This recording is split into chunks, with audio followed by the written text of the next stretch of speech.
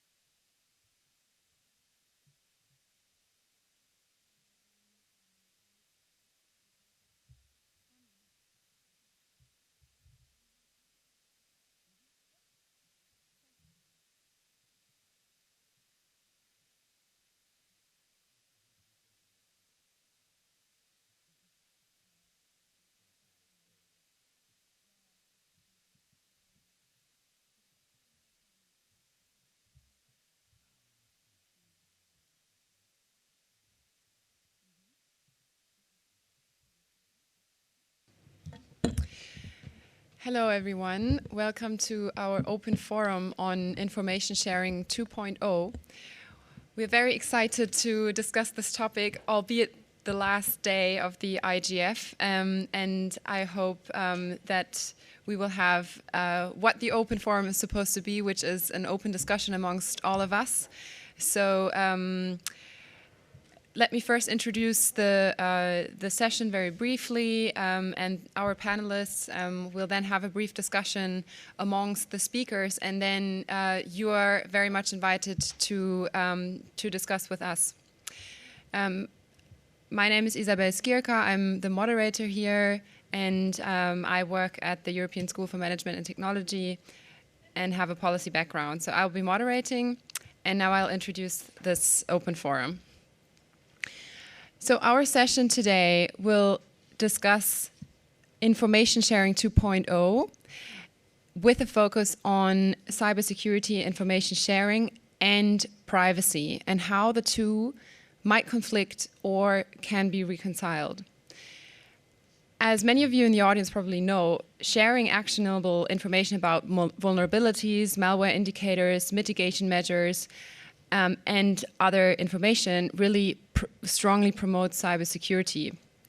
But as policy and law have evolved, a lot of questions have been raised about the privacy implications of information sharing, and especially for practitioners, this has raised a lot of big questions that they will need to address. There have been legal frameworks such as the EU General Data Protection Regulation or the American Cybersecurity Information Sharing Act from 2015, which attempt to tackle these conflicts. Yet a few uncertainties remain. And the goal of this open forum is to discuss ideas and best practices about how to about information sharing and how to reconcile cybersecurity and privacy in this space. So the experience that will be shared here should ideally help and inform global policymakers as well as the global community in information sharing, incident response, privacy community as well, to take away some of these best practices and implement them in their own environments. So the questions we'd like to discuss pertain to some legal factors and consideration behind these legislative texts, to how these provisions have been understood and implemented in different sectors, public and private, and in different countries. What are the lessons learned for cyber law and policy? And also, what does that mean for global interoperability in this area? So we have an excellent panel here to discuss these questions today. This session was organized by the Israel National Cyber Directorate, and we also have two representatives from the Cyber Directorate here.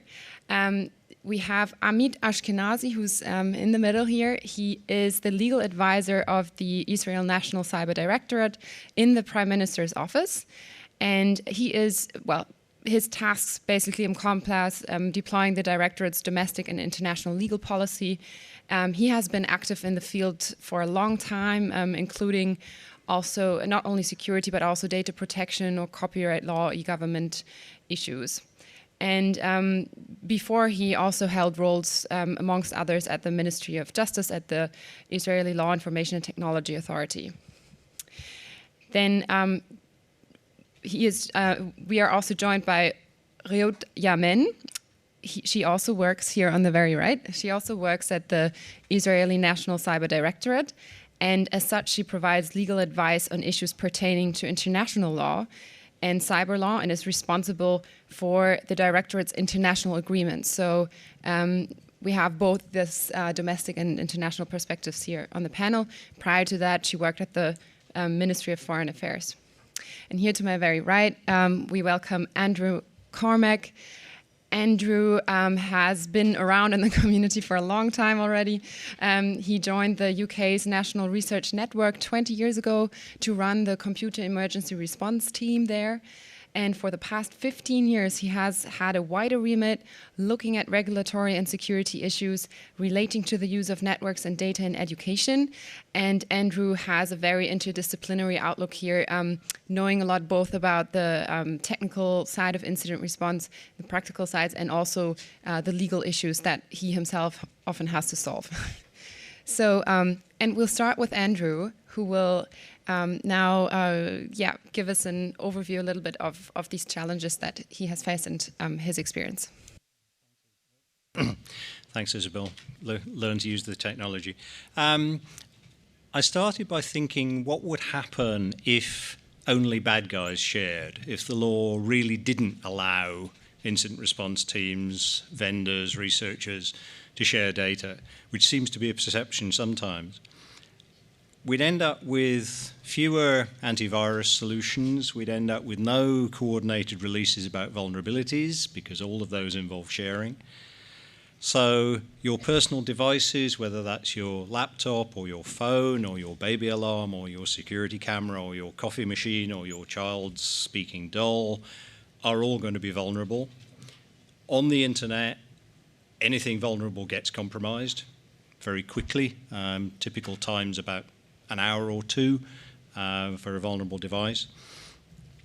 And because you've said good guys can't share, not only can nobody prevent things becoming vulnerable, they can't tell you when they have, become vulnerable, they can't tell you when you have actually been successfully attacked either. So the state where all of those devices are listening to you, perhaps even becoming you, is permanent, because nobody can warn you. You almost certainly can't detect from inside a laptop that the laptop has been compromised. And it struck me that sitting in Berlin is probably about as appropriate a place as there could be to imagine what that state might be. I was actually in the GDR Museum in Leipzig yesterday, which is absolutely fascinating. And they have some of the cabinets of Stasi files. And the idea of having most of the laptops in the country available for compromise, I think, just would blow their minds. So that's certainly not a state that leads to privacy. So what we need is a law that is part of privacy law. I think Isabel said there's a conflict, well, hinted there's a conflict between privacy and security. I don't think there is. Very strongly, I think the security of our devices is a key part of our online privacy. So I want permission that is part of a strong privacy law, not a security law or a network law or a national security law. So there's none of this suggestion of, oh, we have to balance this law against that one. It needs to be clear so that CERT teams that I used to work with, still work with, can actually get on with protecting the internet and not worrying about whether they need the attacker's permission to share data. You know, I've heard serious suggestions of we can't share this data about being under attack without the attacker's consent. No, you're not going to get it. So that has to be wrong. But also limited. So we only need to share, we only have strong limits on what we share related to what the threat to users are. It definitely shouldn't be blasting information about everywhere. It should be very targeted sharing, what's necessary, what's of most benefit. And one that I think is most often missed is it needs to be a broad scope. So even in Europe, we're running into a bit of a risk at the moment with the new e-privacy regulation, because that will cover only network operators and will give them different privacy rules from websites or appears to.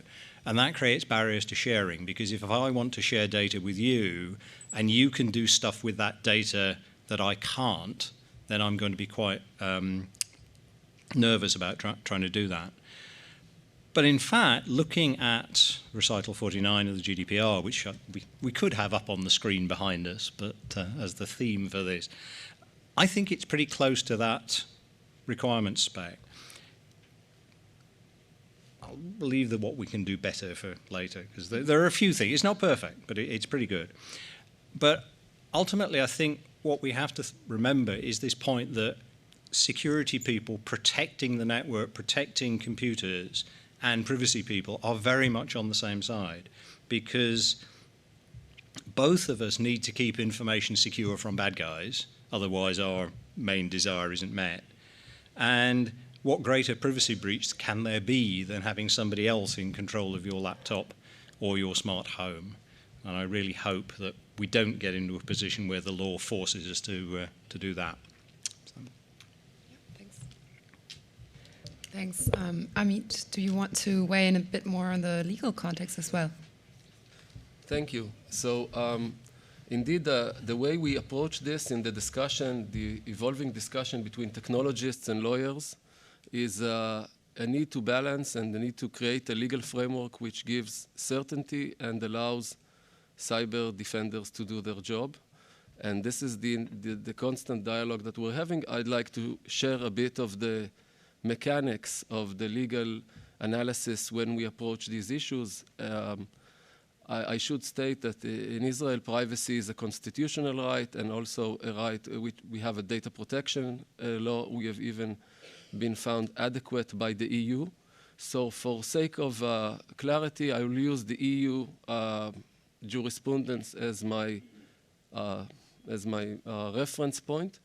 So basically, when we look at if you like, double-clicking this message of how do we really help the network defenders with the law and balance between privacy and other issues.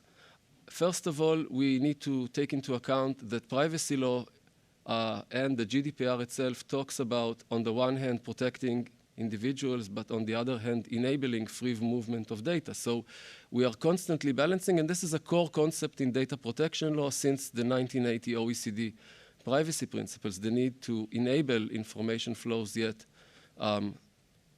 protect from unintended harms to privacy. And when we do the analysis for cybersecurity means, usually it's useful to look both at Recital 49 style rules, and also I would say Article 6 of the GDPR relating to the legitimate interest. And without going into too much legalese, the three main elements that we look at there talk about the legitimacy of the pursued interest. So I think by this time in the discussion, we agree that cybersecurity is very, very important, and that it enables protecting privacy as a core concept within the GDPR itself. And also it enables protecting other important societal functions and interests on computer networks.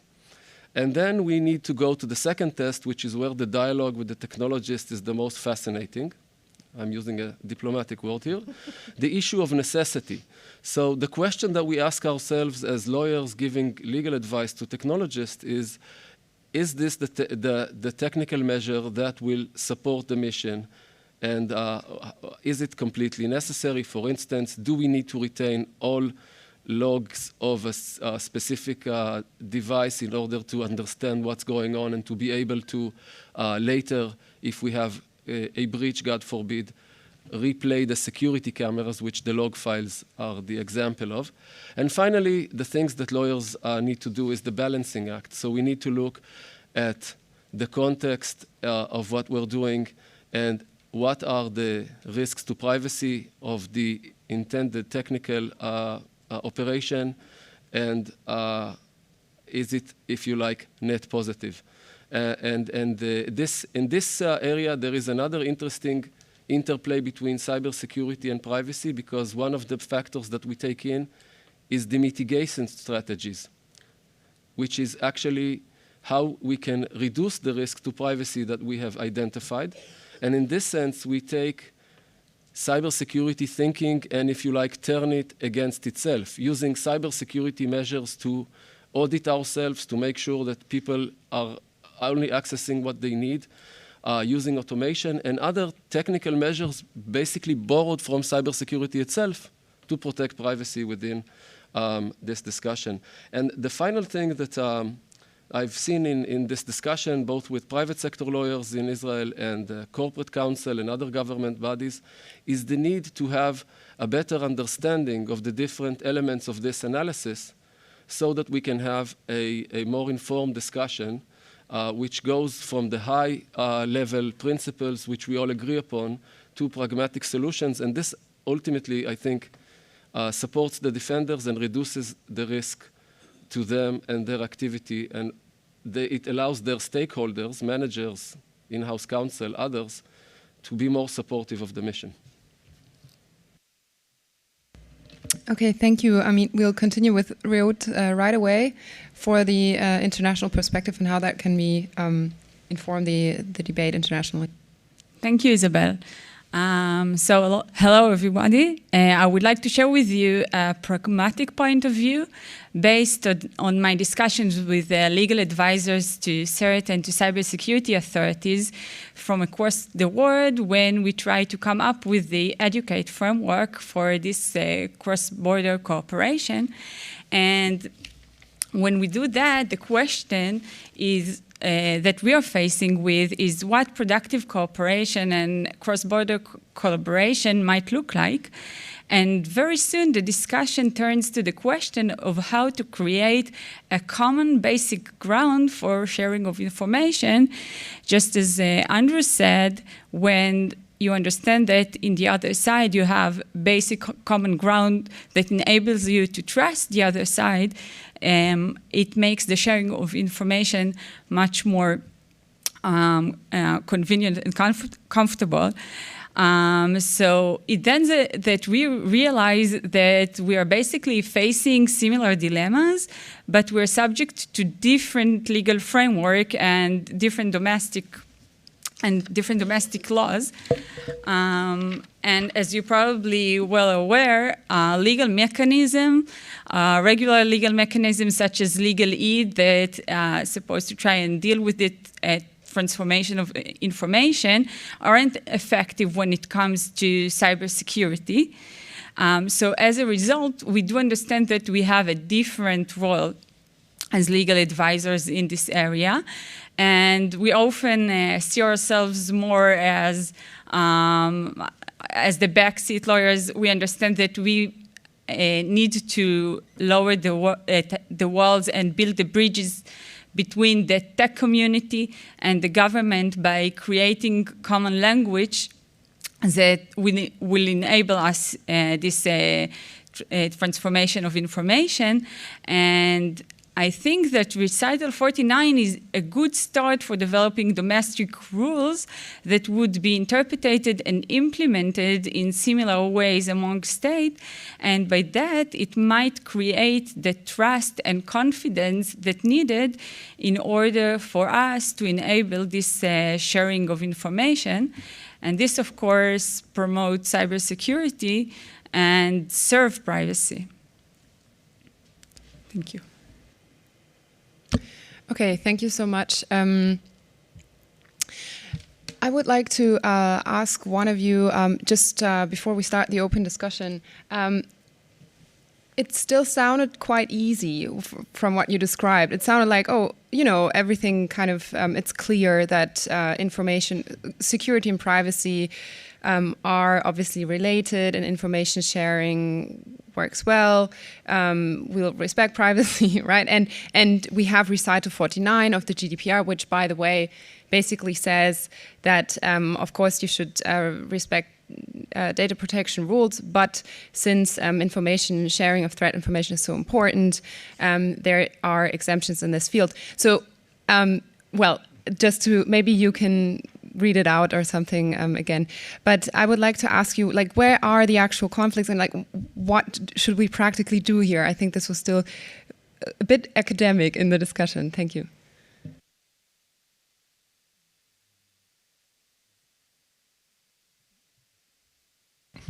Come on. I think one of the challenges is, particularly when working with government teams, that they often have a basis in governing law.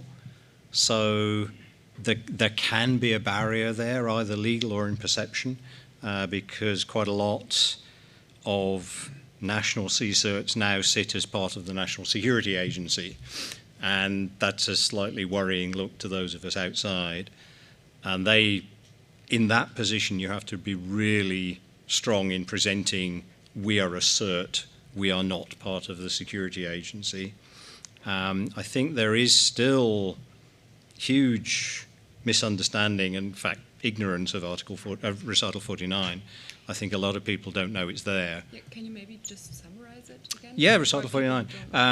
The GDPR has the important bit. Recital 49 says that basically processing of personal data that is necessary.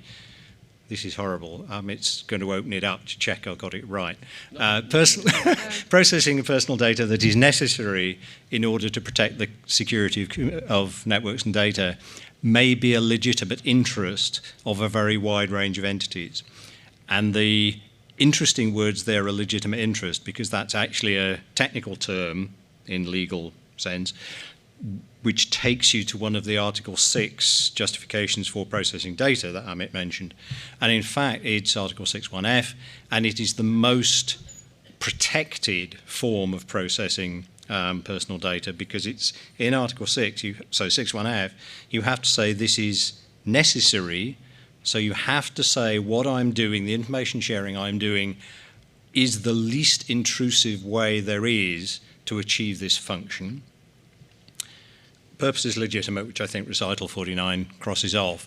And then even if the sharing is necessary, if the risk it creates to individuals' fundamental rights, that's not quite right, but personal and fundamental rights, not just privacy, so any rights, freedom of speech, if my sharing of data creates a perception that I am Big Brother, so people start changing how they use my networks, I have to say, no, the rights of the individuals override the sharing that I want to do. I did, about 10 years ago, write a toolkit for how to look at information sharing and say, what data do we want to share? If it's an IP address, that's probably less sensitive than if it's a real name. or an email address because an IP address is less reusable? Am I sharing it with directly towards the person who could benefit from this, or am I sharing it more widely?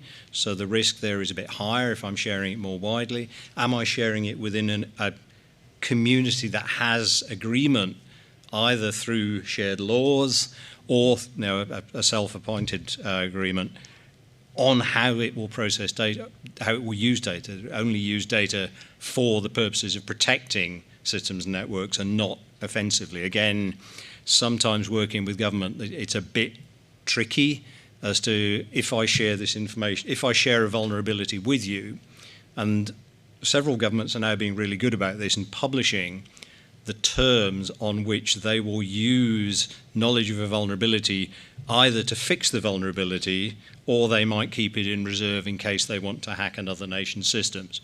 And there's a lot more openness about that process, which I think is really good.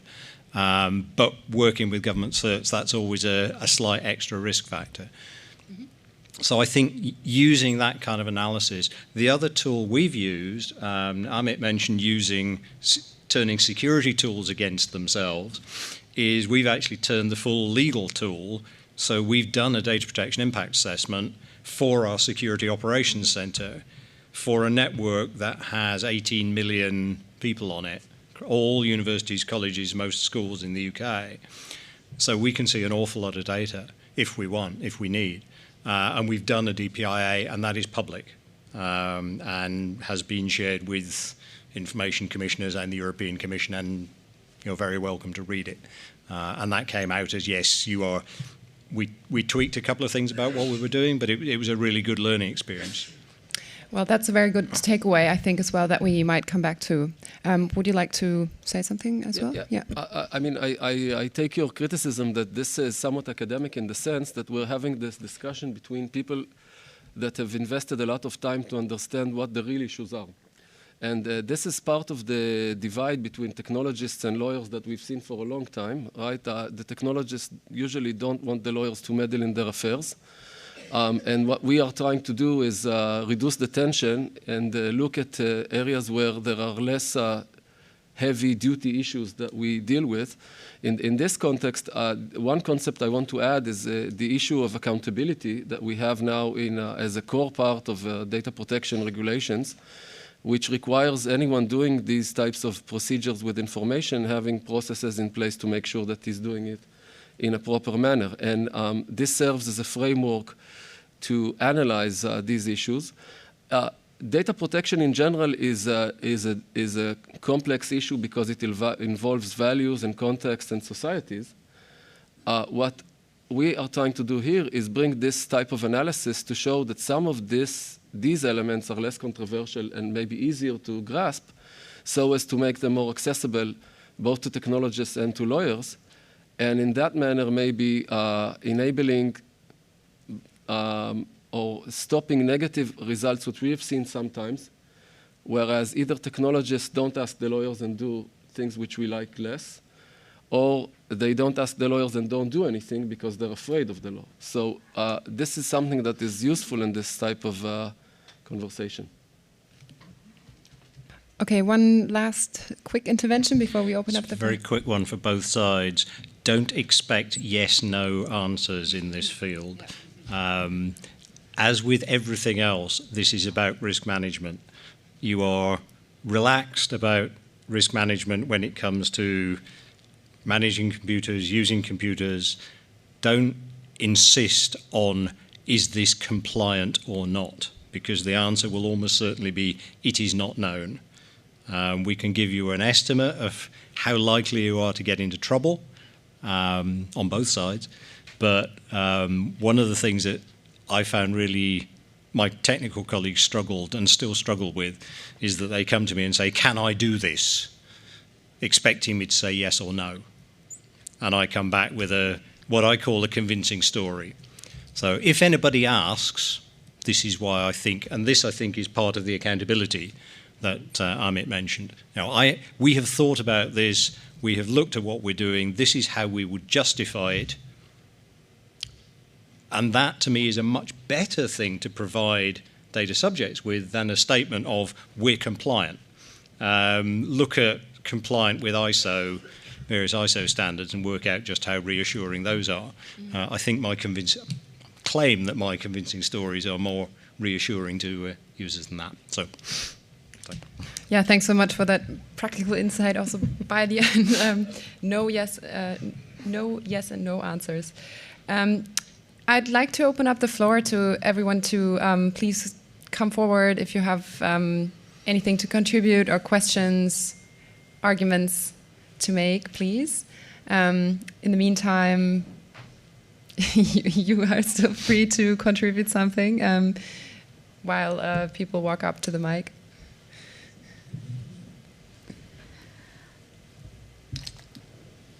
Okay. It's on. Hi, I'm Elliot. I'm here with ISOC IGF Youth Ambassador Program. I'm from Australia, and I'm just wondering, is there any other approaches in national laws? I understand we're talking a lot about GDPR Article 49. Is there approaches in other national laws similar for cybersecurity purposes that maybe aren't so based on the GDPR, and are they quite different? Thank you. So basically, and thank you for the question, because it enables recalling that the basis for this conversation, which is based on sharing of information and based on trust, is that we need a common language to discuss privacy. So as the world is becoming more and more driven by privacy laws, the GDPR, but there are the OECD privacy principles, and Australia has a privacy law, Israel has a privacy law, we have a common terminology to discuss. And the actual legal domestic solution to give clarity for these types of situations is different. So in Europe, this stems from Recital 49 in the GDPR. In the US, as Isabel mentioned, this is written in the cybersecurity law. And in Israel, we are developing this both under privacy and under our cybersecurity law as something that we're doing. And basically, you could imagine that maybe the European Data Protection Board one day, or other forum of data protection regulators, could issue a statement giving guidelines along these issues, and thus taking the conversation further. The question from a technical legal point of view, does it have to be in a law or not, is another issue. For our international interfaces, it is definitely more helpful. Thank you.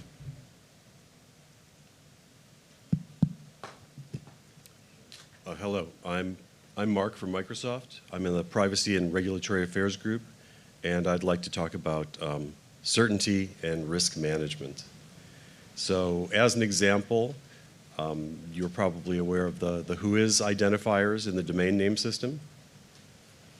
So what we're seeing is that, a company like Microsoft, we can spend a lot of resources and have lawyers working closely with technologists and coming up with, as you say, defensible, credible stories, and we can manage our own risk.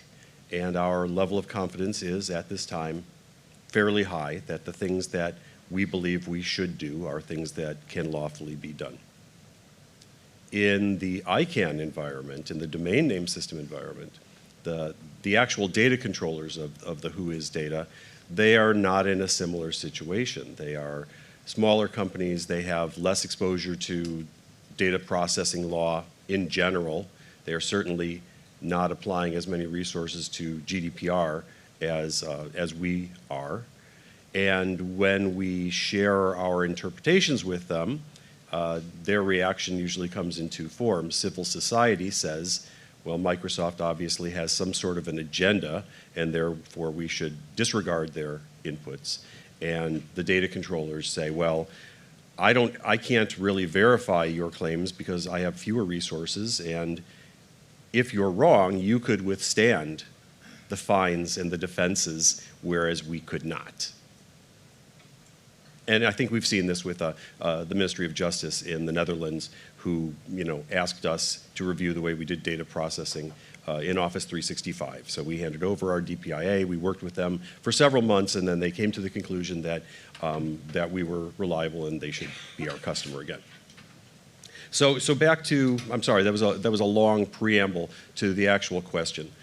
Given that legitimate interests are sort of subjective, so you have well, this is the situation. Who is performing the balancing test? This is really the trick.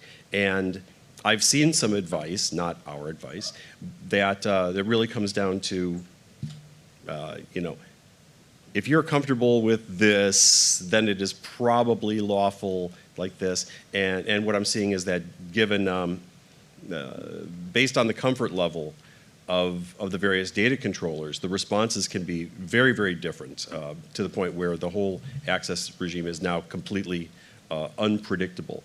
And I'm wondering, how can we better test this law? How can we create concrete cases so that people can look at them and say, I believe that my story is credible, not just because I've applied a lot of reasoning and logic and expensive lawyers and whatever to it, or gone to Brussels and asked questions, but simply because there's a case law that I can point to.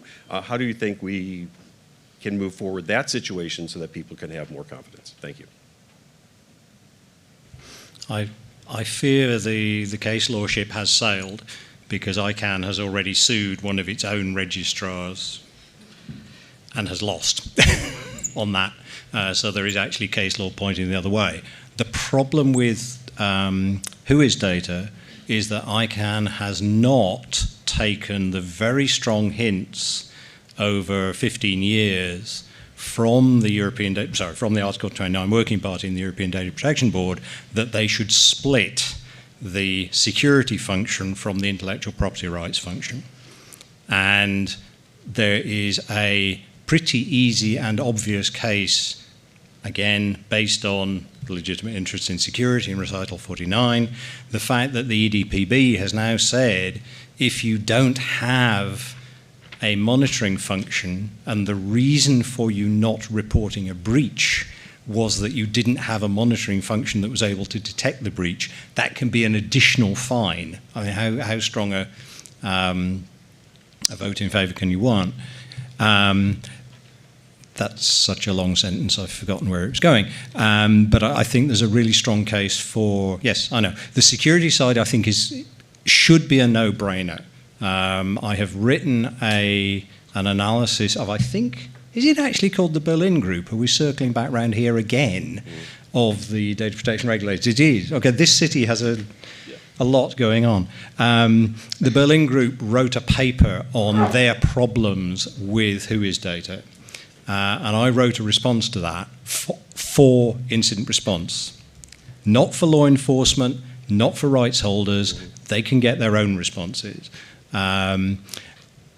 I suspect the best way out would be to get something from the EDPB saying that for secure, again, since they are pushing the privacy and security side, it might be possible for them to give an even stronger hint. They've already given very strong hints that they are really pretty relaxed about who is being used for security purposes. This is also our interpretation, but really you're proving my point. You are very comfortable with this situation. I am very comfortable with this situation, and yet the data controllers, they still are not, and they require some convincing, and I'm just wondering how we should put that forward. And then just as a side note, I think it is no longer a clean split between intellectual property and cybersecurity, since trademarks and intellectual property are good bait for phishing.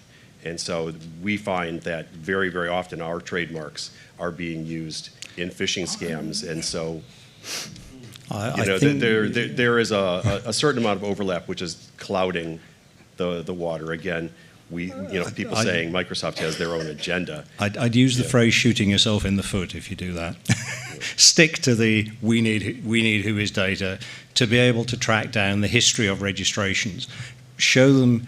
The problem is finding two entities. One, somebody who is willing to do the showing, and two, some authority that is willing to have a look at the showing.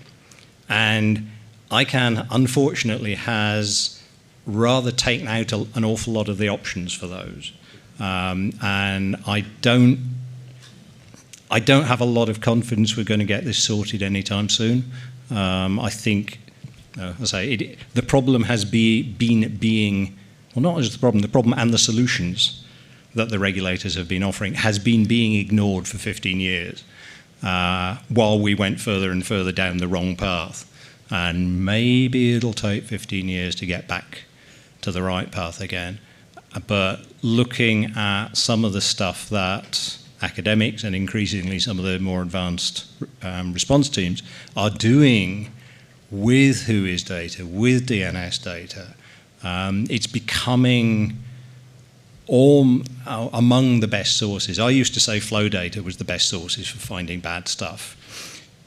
I'm now seeing papers that convince me that actually flow data finds an event very quickly once it's happened. DNS data can actually find preparations for an event, and that's really exciting. So at some point, somebody's got to notice that and say, maybe we need this data. The best DNS stuff doesn't actually need WHOIS that I've seen. The researchers have basically given up on WHOIS for a decade as well. So. Thank you. I'll be very short. I think that this discussion exactly exemplifies what we want, what type of discourse we want to have. And the question is what social institution we have to give us the most clarity. And so this is one takeaway, and I note Microsoft's position in having different players play on the playing field, and I don't want to specifically discuss this issue, but this is exactly what we want to show here, that there is a need for a rational discussion among policymakers, because that way we can agree socially what is the net positive solution. And the last thing that Andrew mentioned, I think is an excellent example of the way we need this framework to be dynamic, because now we can have an expert opinion saying DNS data is necessary for this type of incident mitigation. Maybe we couldn't have said that several years ago, and this now pushes the need for reformulation of the balancing exercise. And in that sense, I completely agree with the need to delineate purposes. This is something which is super important. Otherwise, the balancing act doesn't fit out correctly because you're balancing different interests. And that's my technical legal note to your analysis. Thank you. Liliana, coming from North Macedonia, from the Western Balkan region. So I was wondering, where is the Convention 108 in all of this policy framework, since the Western Balkan region is not part of the EU as a country members of the European Union, and we are members of the Council of Europe. So where do you think this would fit within all of the regulation framework you have mentioned? Thank you. So I think that without getting too technical, I think that in general, having these types of high-level concepts, they can be ingrained within the Council of Europe 108 Convention, either through the analysis of what processing is legitimate, and also maybe in other, I would say, safeguards that enable processing for protection of important interests. So it has maybe a different connecting points, Council of Europe Convention 108, and actually we took the opportunity here in the IGF to discuss with the Council of Europe colleagues if they can help in this journey of clarifications and putting out a similar sort of statement. And hopefully this is something they will consider. They are looking at the way information security is relevant in all of the Council of Europe's documents. Thank you. My name is Serge Stross. I'm the chair of the Forum of Incident Response and Security Teams. I'm kind of happy to see that data protection laws acknowledge the need to share information for security purposes. So that's kind of a silver lining on the horizon. But I actually do see very dark clouds, and those clouds are called sanctions. So be pretty good sharing kind of data among our friends, but we have an increasingly hard time actually talking even to people that are in someone else's garden, so to speak. So there's a number of countries we not talk to. There's an increasing number of organizations that first we had to exclude, we can't even talk to. And I wonder if we need to go down a path where we say this information sharing for security reasons is actually so important that it should be exempt, like medical or humanitarian aid, from legal frameworks or international legal frameworks.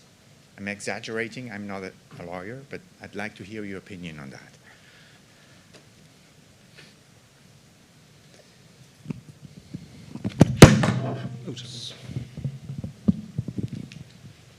I daren't move again. Yeah, I think just to agree that I think the sanctions thing is a mess, particularly because there was a paper and some research done just a few years ago basically congratulating the incident response community for managing to work in ways that diplomats can't. And that paper was trying to encourage the the continuation. They call it science diplomacy. Apparently, it's a thing. The paper was trying to encourage support for that, and what I've seen in the last year is actually, as you say, the reverse. That this important stuff has been drawn instead out of science diplomacy and into, call it real diplomacy. And yeah, the internet is global. There's no benefit in not sharing incidents and not sharing information. I think we have to find a solution. But I don't know what it is. I mean, we can say that this is part of the dilemmas of having a global internet more and more important and more relevant to other international issues which affect this dialogue, I guess. Hi, I'm Hamdullah Arba from Afghanistan. I'm working with the Access to Information Commission. Our job is to ensure that public should have access to data, to government data. The problem we have there is an issue of either deliberate manipulation, because, okay, data should be protected, but it's manipulated politically. They say when you say protection of data, it's a confidentiality of the data. Well, our job is that, because in the law, we have one of the best law, the Center for Democracy Canada, they have ranked us one of the best law, so even everyone living on the globe should have access to the Afghan government data. But there, the officials, the politicians, and certain government entities, they consider this, okay, we have to protect this data, cybersecurity, this and that.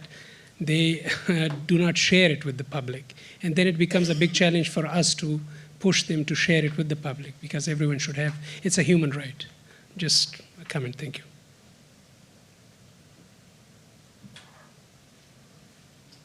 I think that it's important for our scoping of the issue, and thank you for that last comment, to say that when we look at our mission, it is to secure the network and the information and let others and other, I would say, policy regimes, legal regimes, institutions in our country deal with the issue of content, if at all. So it's very important for us that we protect the infrastructure and the information in a horizontal manner, whereas we may have other vertical regimes looking at and discussing the difficult value questions that apply in different contexts. For instance, copyright versus free speech, or intellectual property versus free speech, defamation, incitement, etc. So our mission, and this makes our lives a bit easier as the legal advisors to our organization, is we do not deal with the content issues at all. Rather, we focus on the machine-readable things that make the internet and the computers work, and in that sense, our lives are easier than of our colleagues in other organizations.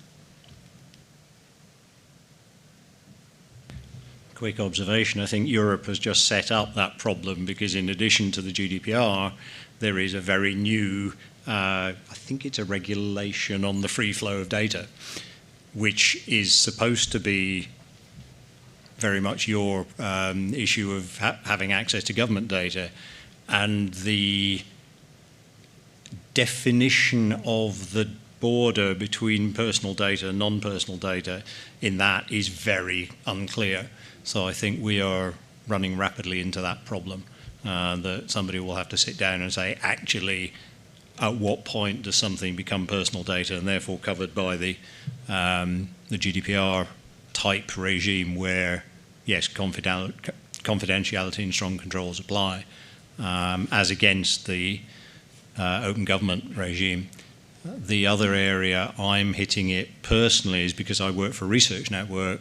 There's a big push to open research data and trying to make available for reproducibility the raw data. Again, that can bump into at what point does that raw data become personal data. And there again, I think there's going to be big fragmentation even within Europe, because the research parts of the GDPR are largely given to individual member states.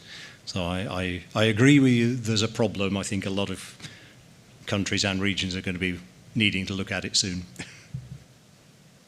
Yeah, if I may, I mean, even when it comes to person, like some of the officials, like in a span of 1 or 2 years, you know they don't have a penny and all of a sudden then become millionaire. So it becomes a concern. If I'm a government official, public should know.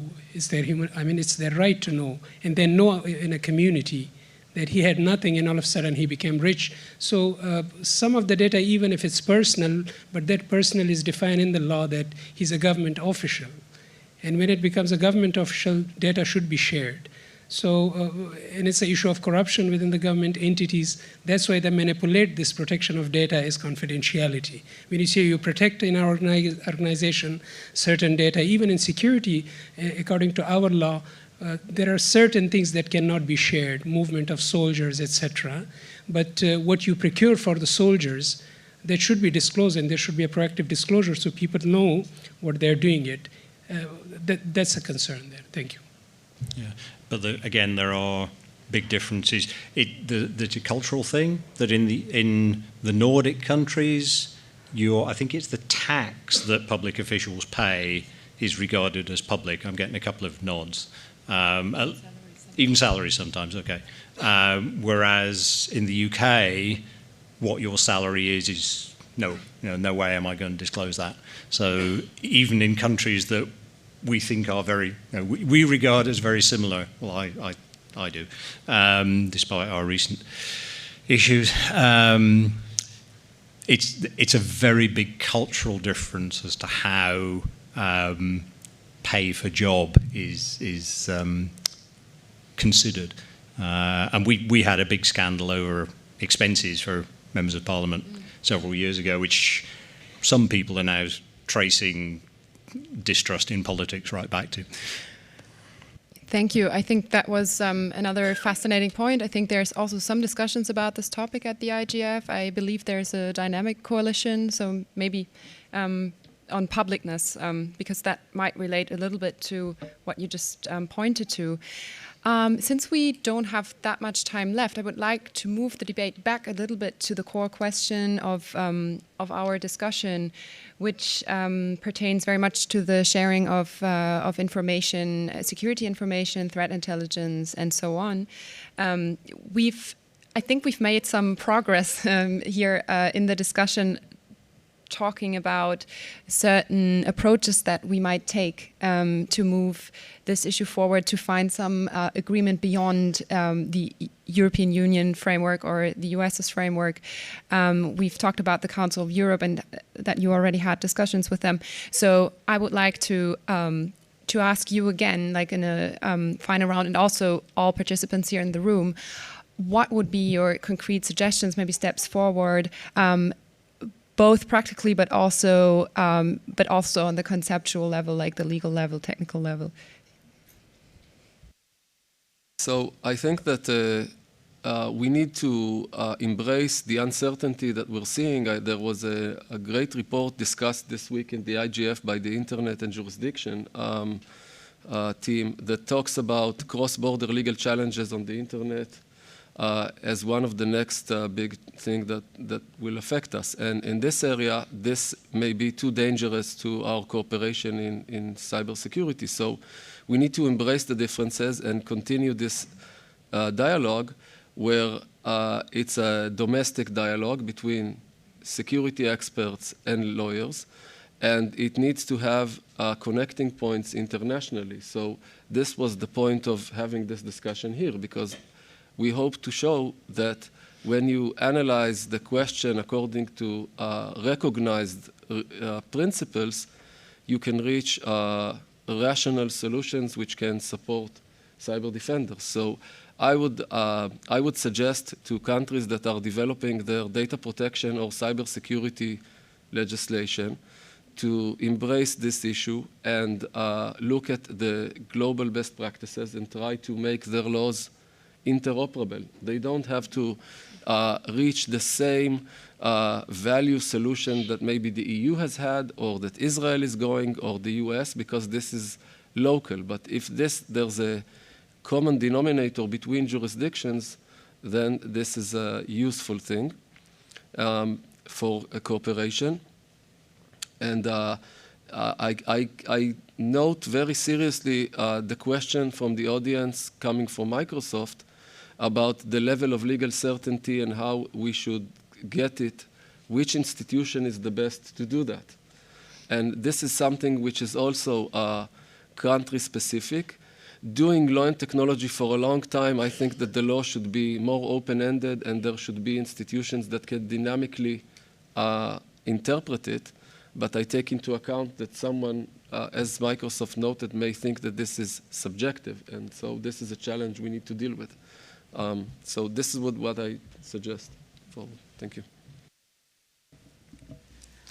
So maybe I'll just add that the tech community is sharing information all the time. They have their own rules in order to make sure that the other side that received the information preserve the information in the way that suits them. The TLP protocol is an example. And when we, as the international lawyers that give legal advice to government, needs to think how we cooperate now with another government and need to basically create the legal framework for this cooperation to continue, we need to make sure that we are respecting those rules and this language that the tech community already created and adding another layer. And if we understand that on the other side there is this legal framework that respect, for example, privacy, it could promote the cooperation between the tech community and also help us getting agreements between governments. So. If I can, a really concrete proposal, and it may look deeply scary, get a lot of coffee, get your legal team and your technical team in a room for a half a day and do a data protection impact assessment. You will learn a lot about what each other do. I was in a privileged position because I have done both. Our data protection officer's head exploded. Some of the techies' heads exploded as well. But we've ended up with a document which reassures us that we are doing stuff right and safe. It reassures our customers, and it reassures others that they can share data with us and that we will use it in the spirit in which they intended. Yeah, if I may, I'm wondering about, I think there's a big issue here about capacity building as well and information sharing among, not like technical information sharing, but sharing information among the communities. For example, I wonder whether first the Forum of Incident Security Response Teams actually sets up some working group in this space, or whether there's any other kind of international fora where you can do that, whether there's like sharing platforms for sharing information. I think those would also be concrete points to start from, for example, if you shared your information. Yeah.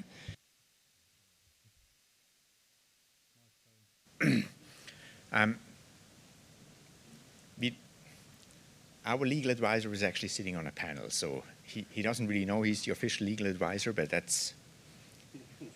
we're very much happy that he supports us so much. What we do, though, is that we come up with frameworks that allow us to automatically share data in a legal way. So the big challenge that the technical community has is the amount of data is growing at an enormous rate.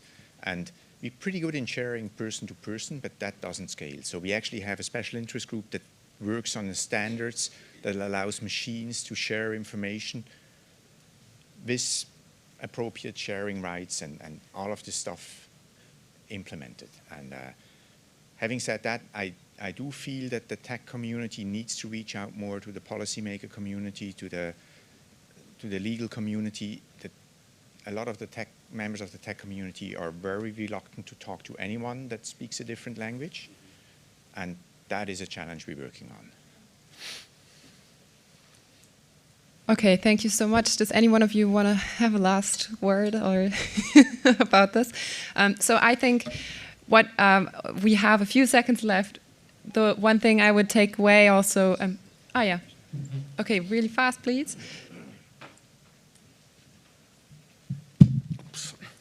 Thank you. My name is Alejandro Pisante. I am from the National University of Mexico. Pleased to meet you in person. I'll bring in briefly something I've mentioned also in other panels. The origin of the rules that we are dealing with, the ones you are now struggling so hard with, especially in the search first, etc. community, is coming from different regimes. We are not plugged into some of those. We have the multi-stakeholder regime, which we have slowly built, still fighting, struggling to make it adequate to give the mechanisms the right kind of teeth, accountability mechanisms, and so forth. And on the other hand, we have the multilateral, which is where rules like the GDPR are coming from. And we have the GGE and so forth. We have to get our technical community engaged so that the rules are implementable, and to engage to governments so that they do GGE and that kind of stuff in a way that can actually be implemented. Thank you. Thank you. So I'm getting signs that we absolutely have to wrap up. Thank you so much for joining this panel. Please join me in applauding our panelists here. I think one takeaway is, unfortunately, that there's still a lot to be left done. I think this was one of the first sessions that actually addressed this issue, like practically here at the IGF. And I think that maybe all of you could connect also informally and see where you can continue this discussion and in which fora. Thank you.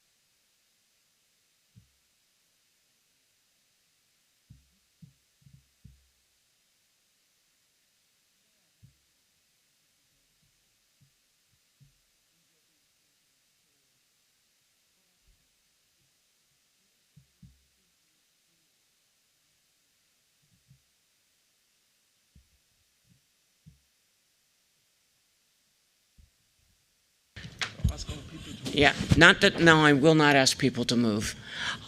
Because I know when I'm sitting at the back of the room and people tell me to move up front, I never do it. And I never do it because after you get everybody in the back of the room to move up to the front of the room, then people go and sit in the back of the room, and the people that were in the back of the room were already happy. But I did want to ask any of those who were going to be on the round table speaking for their schools to come join us up here, even if we need to get some more seats, just so we're not as spread. And it doesn't look like there's going to be all that many of us anyway.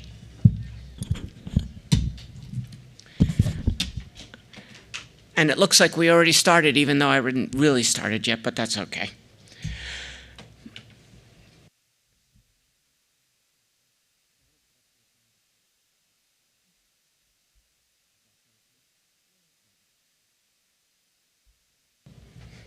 Okay. Can we have the website at the screen, please?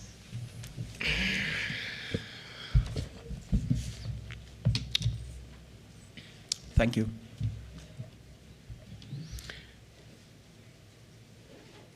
Okay. So, when we have the agenda up, fantastic. This session is a roundtable on the Dynamic Coalition on Schools and Internet Governance. Hopefully, some of you who were going to speak on the various schools are here.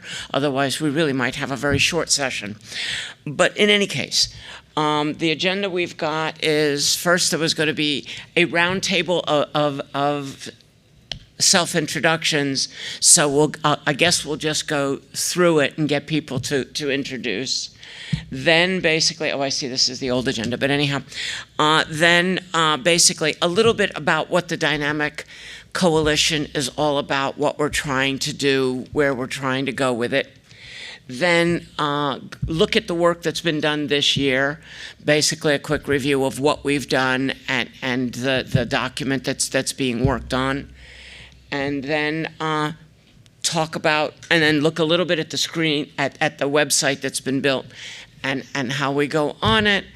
And then basically talk about what we'd like to do next year and sort of what our next steps are, what kind of things we'd like to do.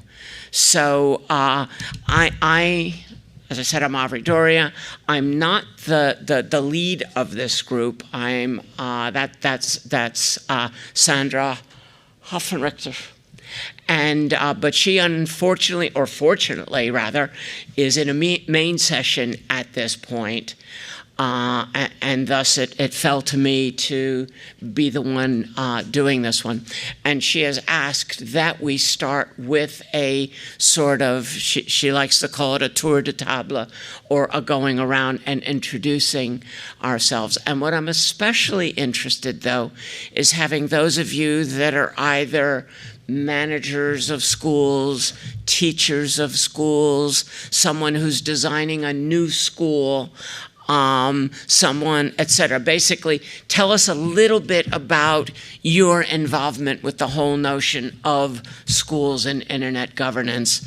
Definitely interested in your name and perhaps where you work other than that, but what really is important is what's your involvement with schools and internet governance. So start with you, Rainer, and then go.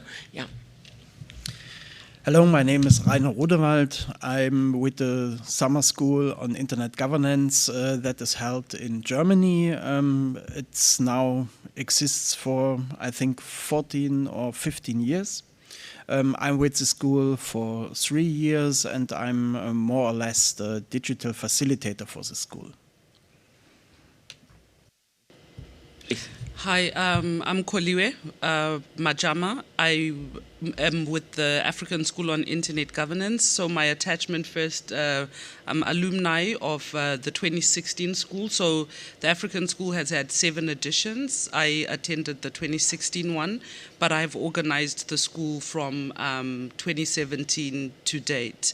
And I'm also your online moderator. Just to say, we have Glenn McKnight from the North American School on Internet Governance online. And who else do we have? Yeah. yeah, we just have Glenn on. And Maureen from the SIG in the Pacific as well. So 2 people. Okay, thank you. Yeah, and I should mention that I have taught at both the German school, which is the EuroSig school in Germany, and at the African school, which moves around Africa depending upon where the African Union or where the IGF, no, is it the... Yeah, it's co-convened with the African Internet Governance Forum. Right, okay, which is convened by the African Union. Yeah. Okay, so I had it close. Okay, if willing, I'd like to sort of go through the people that are sitting in the room. As I say, imagine yourself at a virtual round table, since this is a virtual round table, so please.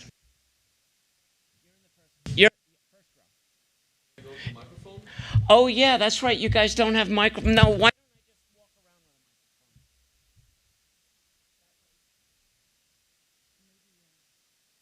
with a Hello. microphone? Yeah, it's working. So I'm Gustavo Paiva. I'm from Brazil. I am an alumni from the South School and from Brazilian's Governance School. For 2 years now, I've been a freelance in the school as an evaluator, not as a teacher. And so I'm not part of the permanent staff.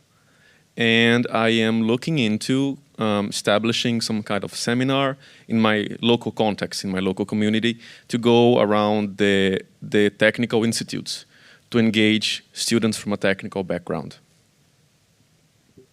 Thank you. Would you like to say a few words? Well, I'm here for purely for curiosity. I'm from Finland, representing Electronic Frontier Finland. So, great. You guys should do a school. Hi, good morning. This is Mohammad Abdul Haq Onu, Secretary General, Bangladesh Internet Governance Forum. I am also coordinator National SIG in Bangladesh. Bangladesh School of Internet Governance, organized by Bangladesh Internet Governance Forum. Thank you. Thank you very much. And continuing our virtual roundtable. Hello, good morning. My name is Cristina Morales. I am from Nicaragua. I'm here because we are organizing the first youth IGF in the country. So I wanted to know and learn about your experience doing or organizing this kind of event, teaching, that kind of thing. That's why I'm here. Fantastic. And that's sort of the whole kind of resource we're hoping to build. So please. Hello, my name is Katharina Höhne. I'm from Diplo Foundation, but I'm here to report. So if you have any notes that should go into the report, let me know. Thank you very much. And to you next. Thank you. Morning. My name is Vinicius. I'm part of the advisory team to the Brazilian Internet Steering Committee, and also part of the organization of the Brazilian School on Internet Governance. The Brazilian School on Internet Governance has been held since 2014, so 6 editions until now. And we have an annual meeting, an annual intensive course, but also we had some ad hoc meetings, ad hoc activities actually, on demand. And also we have some sort of focused school focused on law professionals. So it's a sort of a diverse project, but we actually have this specific traditional annual course. Thank you. Thank you. So that brings us up to what, 4 schools so far, or 5?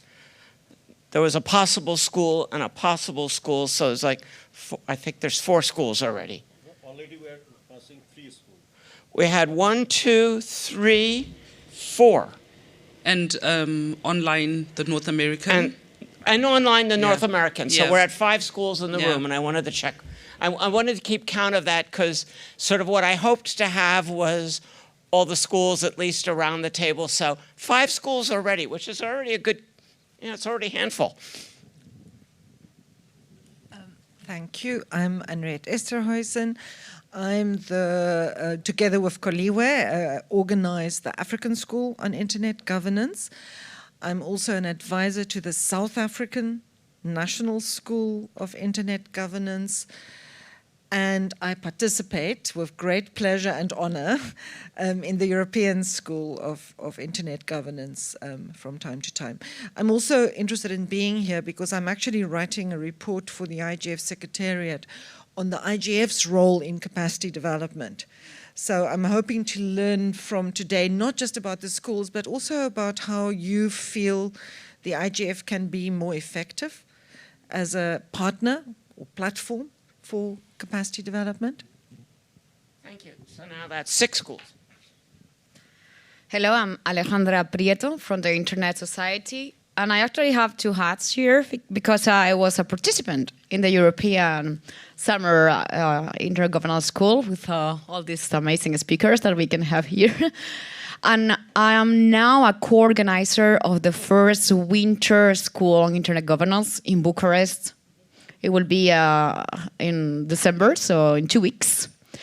So I have my feedback as a participant, so that can help to now do a better school in the future. So thank you. Thank you. And 7 schools. I'll see if I can add some. Adam Peake from ICANN. As an organisation, we're involved with a number of schools, either as supporters and sponsors or lecturers or organisers and so on. Particularly, I've been involved with a school that is not quite a school. It's called APIGA, Asia Pacific Internet Governance Academy, and that's it takes place every year in Korea, and it's a partnership we have with KISA, which is a government agency. So half of the students come, usually master's level students come from Korea, and then we have an open fellowship to come from across the Asia Pacific. It's about 60 people and a slightly different structure from many other schools. We support, as I said, various schools around the world. I've been involved in the Asia Pacific School of Internet Governance. We support all kinds of different activities. We're involved in EuroSig, and we're beginning a new type of program as part of our outreach effort, which is working with universities, where the university professor will put on a school, will be open for their university students and others from their region, and we try and allow them to get master's credits. So they'll attend the school and then take credits back to their university, and typically a master's level course. So this is a sort of internal university internet governance school curriculum. Fantastic. So that's at least 9 and then maybe a bit of a 10-ish, but 10's a nice number, so I'll call it 10 for now. Just for people that came in, like basically I'm affecting a round table. This was meant as a round table, but since it quite isn't, I'm the rounding factor. So I'm walking around with a microphone on a tour de table. So no, I'll go there and then I'll come back to you.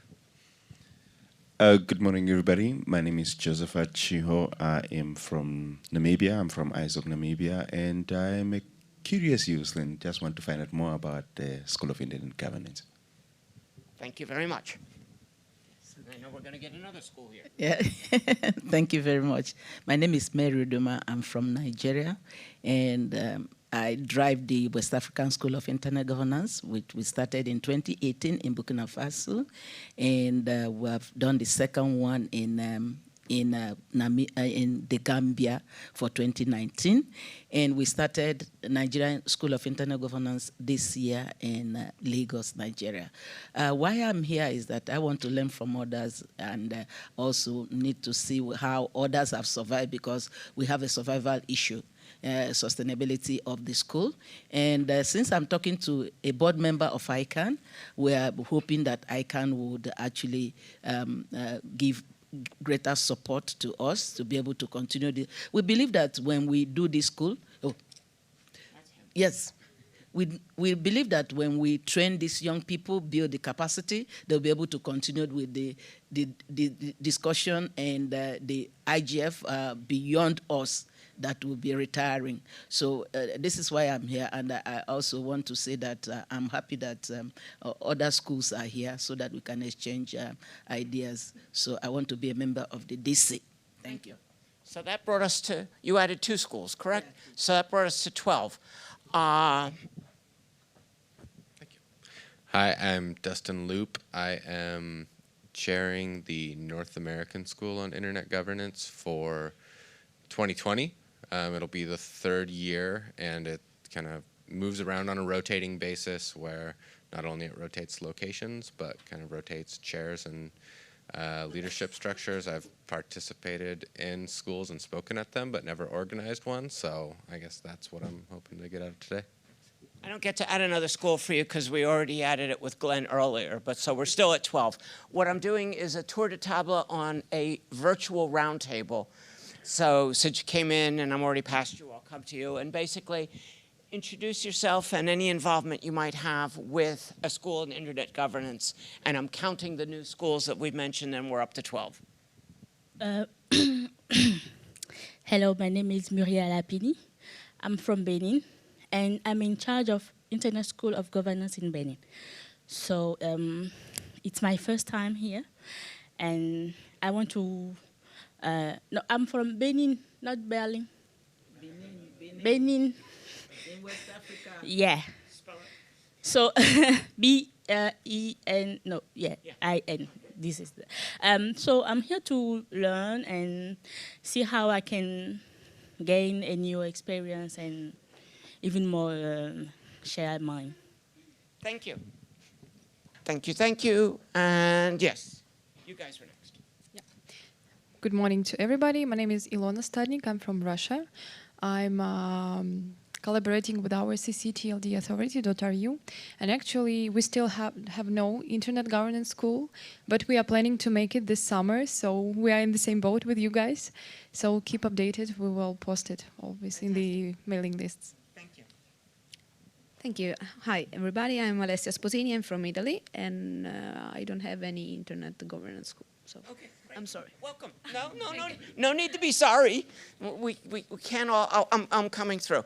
Okay, so we're at 13 now, right? Because I didn't raise the number when Benin said it's school, and I look forward to the 14 there, but it's still 13. Yes. Hi, my name is Daniel O'Malley. I'm from the Center for International Media Assistance based in Washington, D.C. And I'm here mainly because we're, as an organization, really interested in making sure that journalists and news media professionals are more involved and engaged in internet governance. And I think that internet governance schools are a component to making sure that the IGF lives up to its multi-stakeholder aspirations. And also for numbers, I once participated in an IGF Academy training. So, you know, I think that, okay. I mean, it doesn't matter whether I'm 13 or 14, but I know a lot of the schools. I've seen occasional when, you know, journalists do come and join the fellows at a school, and I think that's a really good thing to have the journalists participate in the learning as opposed, in addition to the reporting. Please. Still at 13. Thank you. My name is Vili Tongapo. I'm from the Fiji Island, small island in the South Pacific, and it's my first time to be here as a participant in this IGF forum. And I come from the Ministry of Education back at home in Fiji, and we've been implementing a lot of technology-enabled learning, and on top of it is the internet connectivity around schools. And I'm here to learn as much as I can and gather information, knowledge, and best practices, which I can go back and implement as internet governance back in Fiji. Thanks. Fantastic, and thank you, and definitely should be able to start a school with the ministry you've got. So thank you. Hi, everyone. I do not have a SIG. Yay for me. But I have participated in the African School of Internet Governance and have worked with other people who are trying to set up some SIGs in their countries. So just looking forward to learning about the space more. Thank you. Please. Yes. Hi, I'm Liliana, coming from North Macedonia. I'm also a co-founder of the IGF initiative in the country, and I'm running the civil society organization. I'm dealing with training of teachers, parents, and children within high school, how to deal with internet governance issues. I don't know if I don't have any information of School of Internet Governance. Is there a possibility to establish one, or How does it function, actually?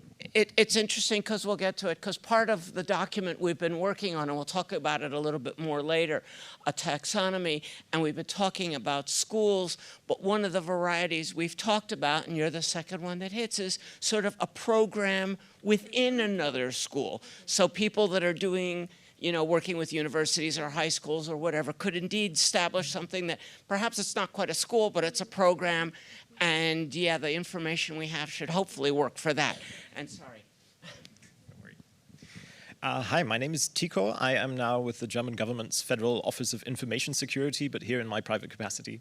I've had the privilege to attend the European Summer School on Internet Governance back in 2014 in Meissen, and I enjoyed it very much at the time already, but this is my first IGF, and it took me until this week to really fully appreciate the breadth and the depth of the amazing schedule that Sandra and you guys put together. And I was curious to catch up with recent developments, so that's what drew me to this session. Fantastic. Thank you. Oh, okay, yeah. Nadira, I'm also alumni of EuroSig, but also I am on the executive council executive committee on the Asia Pacific School of Internet Governance, and I'm here to see how we can cooperate the schools together. Thank you. The Asia Pacific was already mentioned by you, Adam, right? So I don't get to add another one? Okay. I'm just greedy about my numbers. Please, would you like to? Ubaidullah Noori from Kabul Press Club. I'm working in capacity as a journalist. We are not from any school, but I'm here to observe the internet governance to educate my fellow journalists back in Afghanistan. And maybe we start some remote program by help of internet governance from other countries to initiate something in Afghanistan as the first thing. Thank you. Basically what I'm doing is, this was supposed to be a roundtable discussion, so I am, at least for the purpose of this round, the virtualization of a roundtable, walking to each one and asking if you've got to introduce yourself, and if you're involved with a school and internet governance, to mention it. If not, just, you know, I'll move on. But well, thank you. My name is Hans Bergmann. I'm a teacher here in Germany. And when reading that this is a topic concerning school and internet, I'm just interested what I can learn here. Thank you. Thank you very much. And to you, sir. Hi, my name is Rabindra Jagannath. I am from Trinidad and Tobago. I am part of a Trinidad and Tobago Multi-Stakeholder Advisory Group, and we are the organizers for the Internet Governance Forum in Trinidad. And as of this year, we actually started incorporating schools into our Internet Governance Forum. And what we have been doing this year in preparation for our forum for 2020, we've actually visited some of the secondary schools to actually inform them about Internet governance and the Internet Governance Forum to get more active participation from them. And hopefully in the future, we expect that it will evolve into a separate youth IT Internet Governance Forum.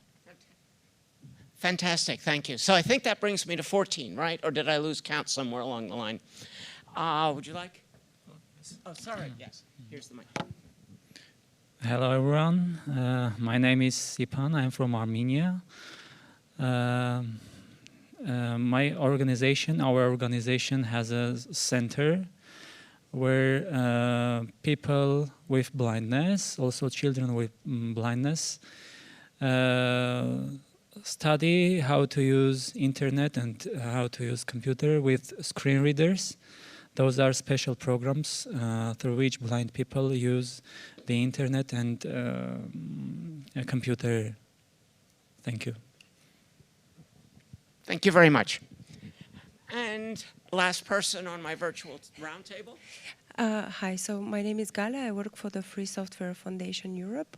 And one of the things I'm working on is trying to convince European schools to deploy free and open source to increase technical literacy among the young people. Thank you very much. Okay, I would like to ask that the rest of the virtualization of a roundtable be done by you all by going to microphones. But I really didn't want to ask everybody to line up at a microphone.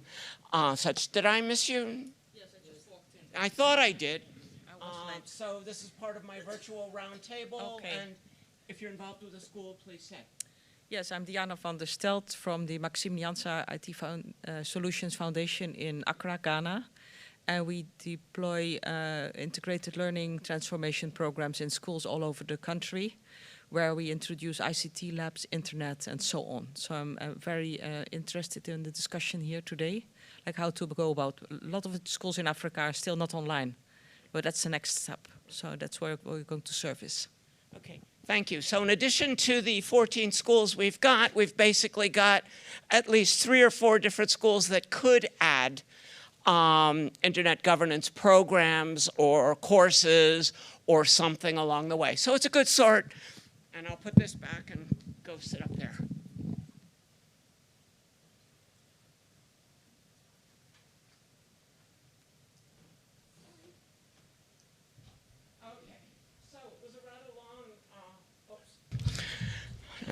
It was a rather long, so we talked a little bit about what the DC Schools on Internet Governance. Of course, the Dynamic Coalition, I don't know if most are familiar with it.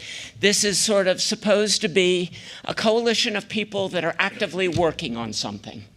It's supposed to be dynamic. We got to keep doing stuff. We can't just call ourselves a dynamic coalition and not do anything. And it's supposed to be a multi-stakeholder coalition where we have people from various stakeholder walks of life, whether it's part of the strict definition of the Tunis agenda, stakeholder groups are just people that happen to be journalists, happen to be teachers, happen to be farmers, happen to be what have you.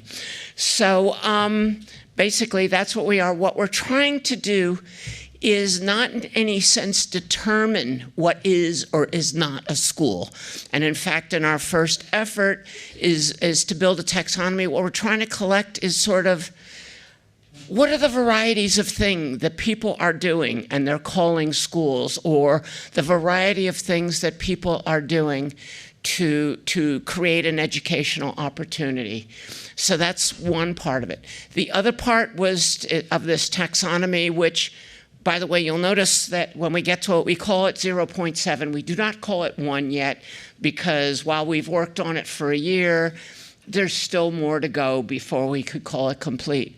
But we're trying to find a common language so that when we're talking about our programs, we're talking about the curriculums, or curricula, excuse me, we're talking about how we organize schools, we can start to have a common knowledge base, a common vocabulary. I noticed teaching at a couple, and I teach it too now, and I've taught at a couple others over the years, that when I got to talking about it, and talking about it with other people that were involved in schools, I'd sort of be hand-waving, and we'd be using different words for things that sounded sort of similar. So while this is not in any way establishing this is the way one must talk about it, what we're trying to sort of do is collect together a set of concepts, a set of words, a set of descriptions. So that, and that has been largely, and let me look at the agenda so I remember where I am and I just don't hand wave my way through this thing. Right, so that's what we are. I believe that this is the end of our second year. We spent our first year sort of trying to figure out what is it we want to do, trying to get people to sign on. We've got a fair number of schools that are sponsors.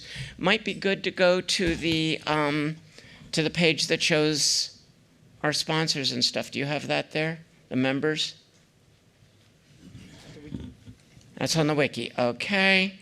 And basically what we're using for our materials here is the website, which has been part of the work of what's been done this year. That's where most of the information is collected. So, that's the names of the schools. Did we have the list somewhere of all the people that have signed on to the coalition? Or is that at the IGF site? Yeah. Okay, if you could find that just to see. So in others, other people can sign on to our coalition. We collected the names at the beginning. Okay, there's the list of founding members. So these are the people that came together at the beginning, because to found a dynamic coalition, you need to have partners, you need to have people that signed on from the formalized notion of stakeholder groups that the IGF works with, the Tunis agenda plus however many they care about. So basically that's what started us. So that's what the DC Dynamic Coalition on Schools and Internet Governance is. I don't know if anybody has any questions or comments on that before I go on to the next part of the agenda. I don't see anybody going to the... Yes, please.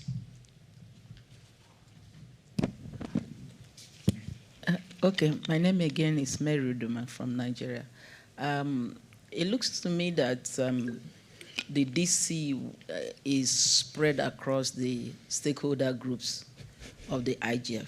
So in doing the school, does it mean that the school also would have to put that into consideration when you are going to I don't think so.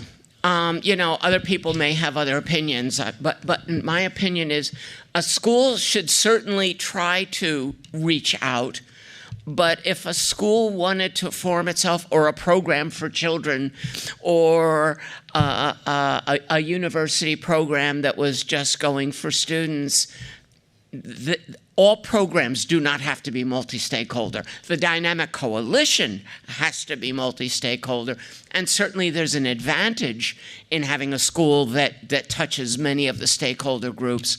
But you'll also find out, as I personally talk, that sticking strictly to the four preordained stakeholder groups from antiquity is not necessarily the best way to bring together all the stakeholders of the internet that we have. So I think while in terms of being a DC in IGF, we need to have the 3+1 or 2.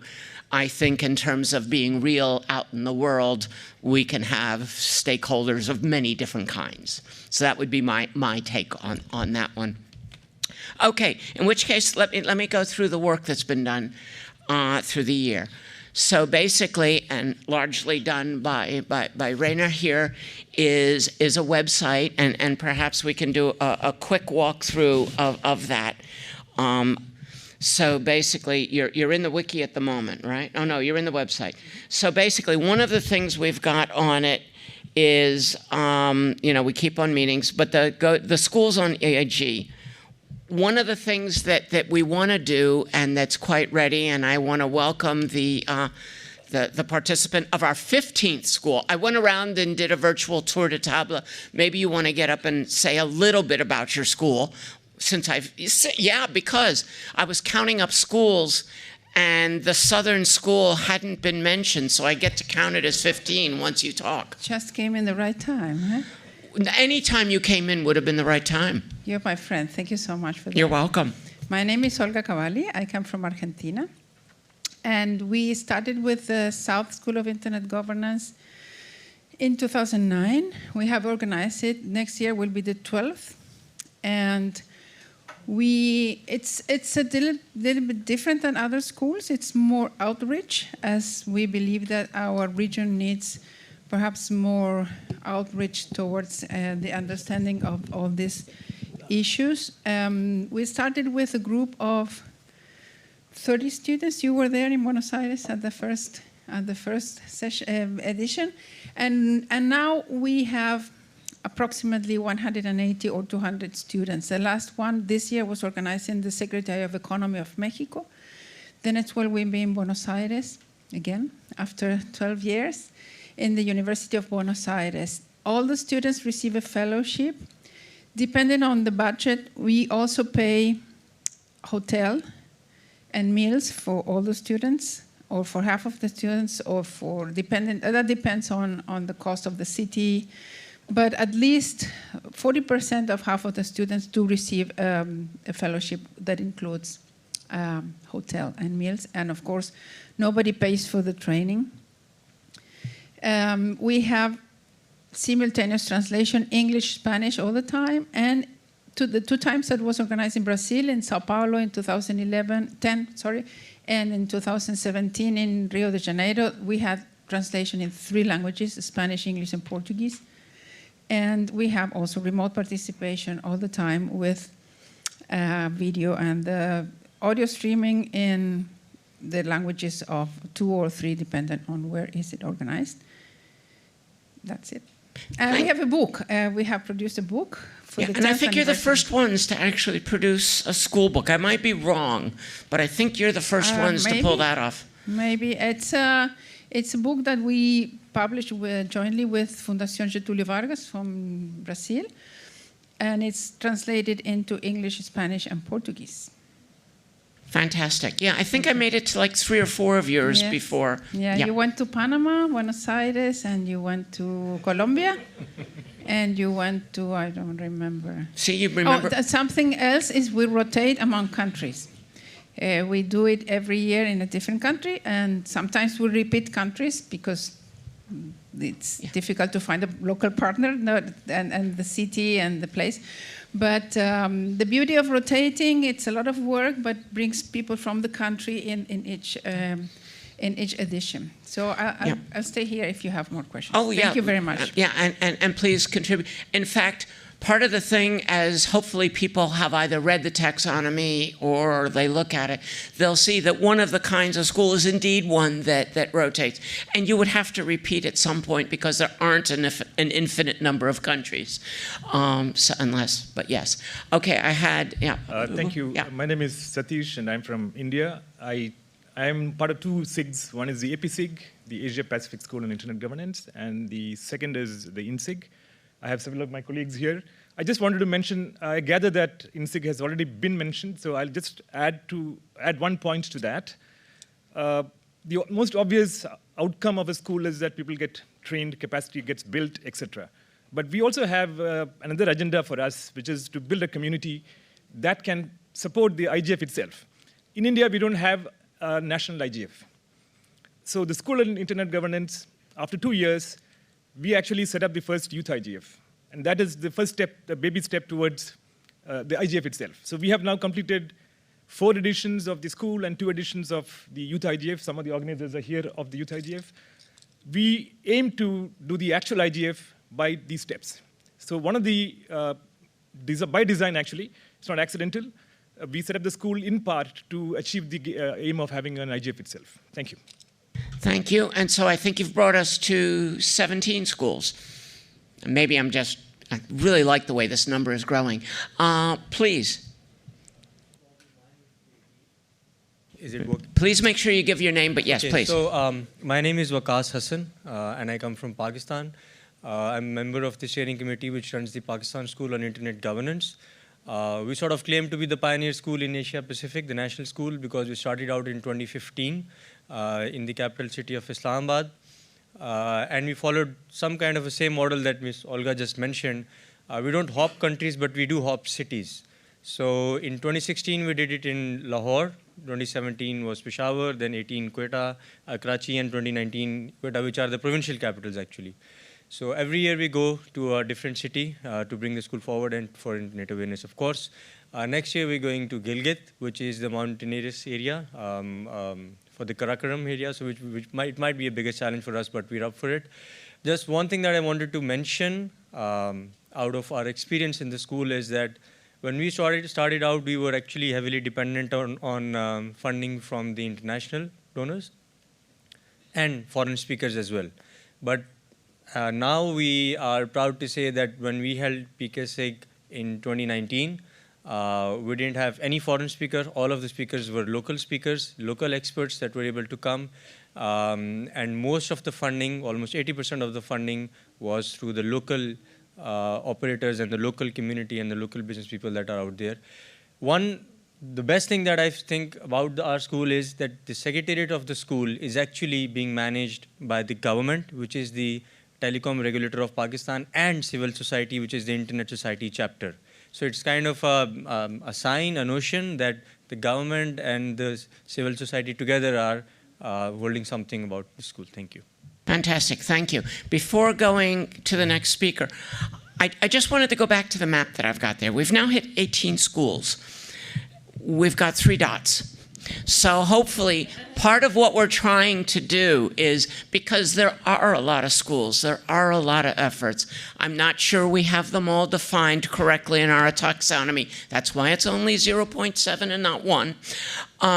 But I really encourage you, and some of you say, yes, but our school moves around and we don't have a specific place to put the pin.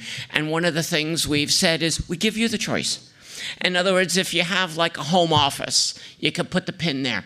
If you want to move the pin each year, Rainer has said, hey, just send them email and say, instead of here, we're there, then we'll move it.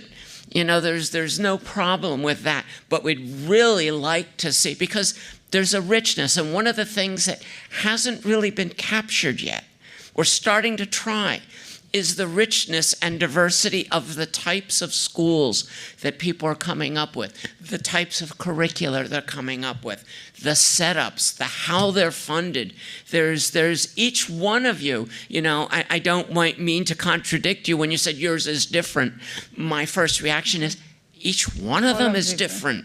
And that's really cool. But what happens, what we're trying to do, and you'll see this more as I go through, is collect the information so that the person that says, I'm thinking of a school, but I'm not really sure what to do, how to do, where to do, has a resource to go to and say, here's a bunch of examples, here's a bunch of ideas, here's a bunch of templates, use them, don't use them, but things that, when you want to start a school and somebody gives you a blank pad of paper and says, okay, write it down, start a school.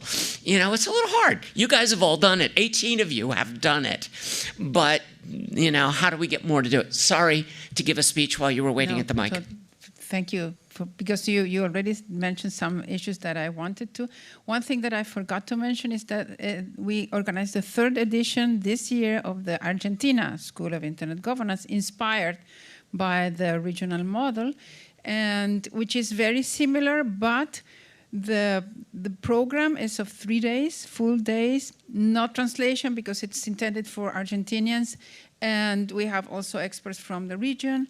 And the idea of the fellowship is to bring students from the provinces. Argentina is a quite large country. Many of the things happen in capital city in Buenos Aires, so the idea is to bring students from the interior of Argentina. But this year we had spontaneous fellows that came from Peru, Venezuela, and Mexico. And that was, they requested that, and we thought that it was okay. So it was the 3 times organized in Ministry of Foreign Affairs of Argentina.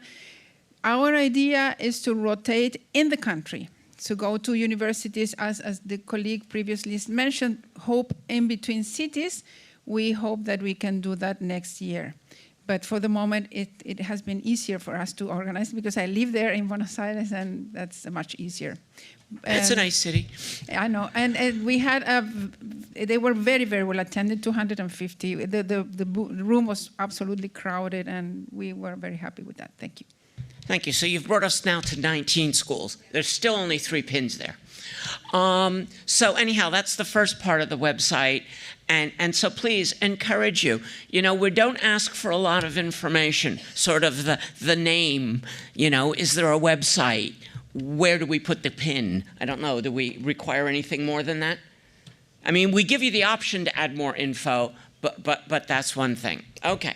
Another page we've got, so that is the fellows. What we've tried to do, and this one, these are just examples because we really haven't gotten it filled in yet. But we offer a chance for people that have attended the schools, that want to speak about their experiences, that want to put their face before the world of saying, hey, you're looking for somebody that does IG stuff? I went to this school. Come talk to me. It's basically, you know, an opportunity to do that. So And there's basically a form in there. You can go, you can register yourself. You could say, I went to such and such a school.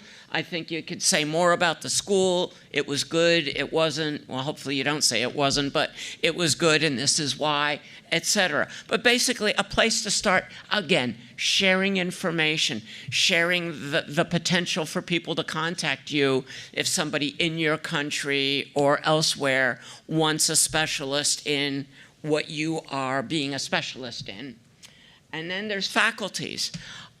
Basically for anyone that has been on a faculty of one of these schools that wants to list themselves, that wants to talk about it. So, for example, if a school, even if it is well-staffed locally, needs someone that does the economics of whatever, or needs someone that'll talk about, you know, particular technologies, and doesn't have someone, knows how to reach out, either to bring them in, to get them to teach something remotely, to give them advice on, hey, you're into economic aspects of internet governance. We need a teacher on it. Do you know anybody local? You know, in your context, from your other conversations, do you know someone in my area that knows that? And these are all faculty members. Faculty members are always happy to talk about other possible faculty members. So basically asking those of you that have taught in these schools to sort of add yourself there as part of the resources that we have for people to share. As I said, going back to one of our main purposes, other than defining a language that we can talk in terms of vocabulary, that we can basically have similar meanings on. And yes, it's still restricted to English, but at some time we may move behind that. And the problems that we would help solve on that one is how many of these terms are easily translated into your language, and do people know what those terms are? So I would love to see this taxonomy at some point spread to being multilingual. At this point, I started writing it, and the only one I could really write competently in was English, to the degree that it is even competent. But so basically, you know, that's another project we can think about. It's not on the list at the moment, but it's a possible project. Okay, anything else we need to? Oh yes, there's the curricula. I'm not sure what's in there. I should know. It's blank. That's why I don't know what's in there. It's a place that basically had hoped that if people have defined curricula and they're publishable, they're not things they're keeping secret, but they've got, this is the curriculum of school X, this is the curriculum of school Y in 2018, that they could be published there as examples. You know, is it your schedule? How it works? I mean, because when you're defining a school for the first time, you haven't even thought about things like 2 classes, then a break.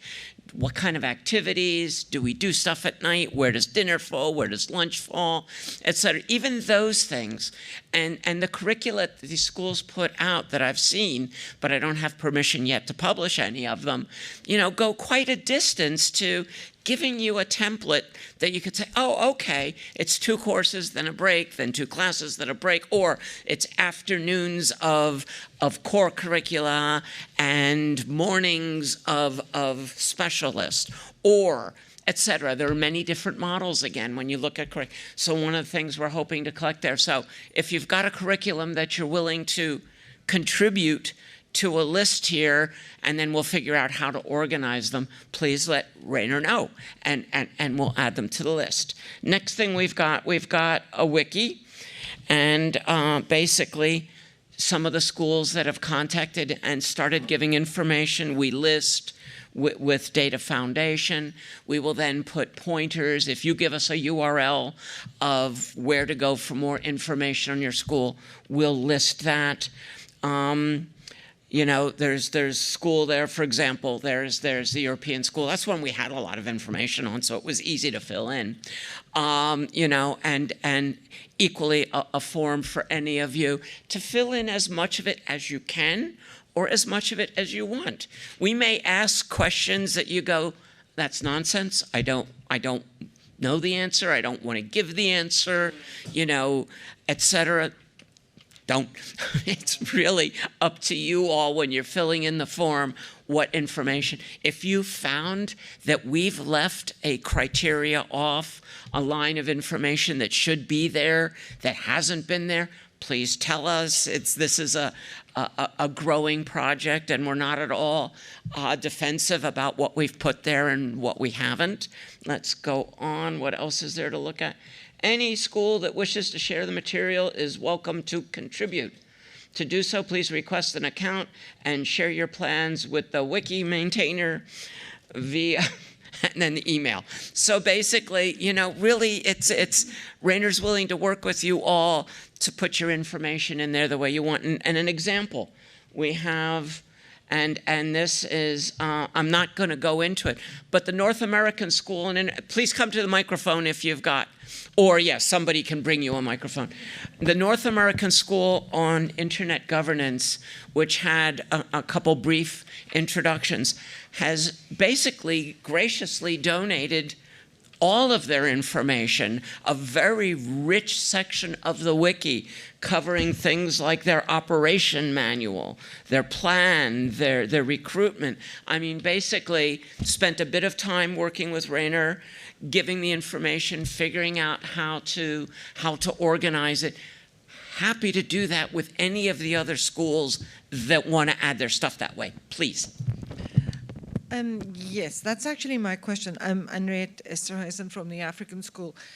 I mean, we've been going since 2013, so we now in our, 8th year? And all that material is on our website. Isn't it possible to just link, or is it not? I mean, do you want to repackage the material, or can we actually just have links to our material? Either way. You know, basically, there's the ease of doing a link, but links, and then especially links to links, sometimes get lost. Sometimes, if there's a set of core information, not everything you've got, but some core information that you think is particularly valuable that can be stored in this one, giving it back. It really is up to what you want to do. Certainly, as a first step, a link is good. As later steps, if, you know, then storing the material there can be good too. But really, what works for you? Okay, and then just one more while I have the mic. Can we change taxonomy to glossary?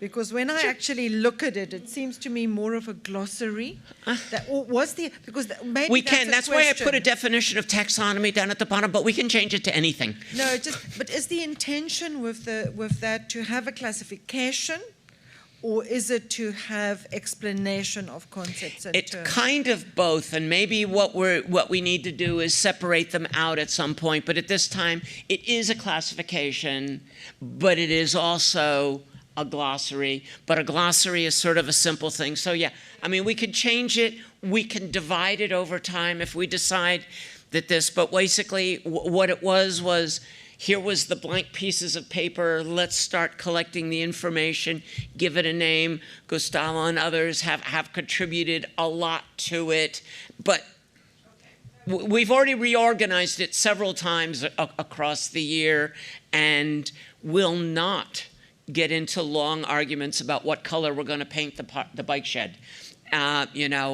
Basically, we can build another bike shed and we can paint them any colors we want. Don't really want to worry about the names. Okay. Every remote participation question or suggestion from Glenn around video testimonials for the schools that have been organized. So his proposal is to consider having some testimonials, and from the contribution I can see it's got a lot to do with supporting those who want to actually start up a school, because he also proposes to have a how-to manual, and I think we had a slight conversation around it on would it be a new section or would we actually add it to the wiki. So I think it's something to just think about. Yeah, my first answer is way cool. It would be good to have that. And definitely I could see adding it to the wiki and maybe doing more. The wiki is a resource. I don't know if you wanted to comment. I think in the first place it should be added to the wiki, because the wiki should be open to everyone who want to do the stuff themselves. It's not meant to be me editing the wiki, but I give on request certainly the access to this, and you can publish your content yourself.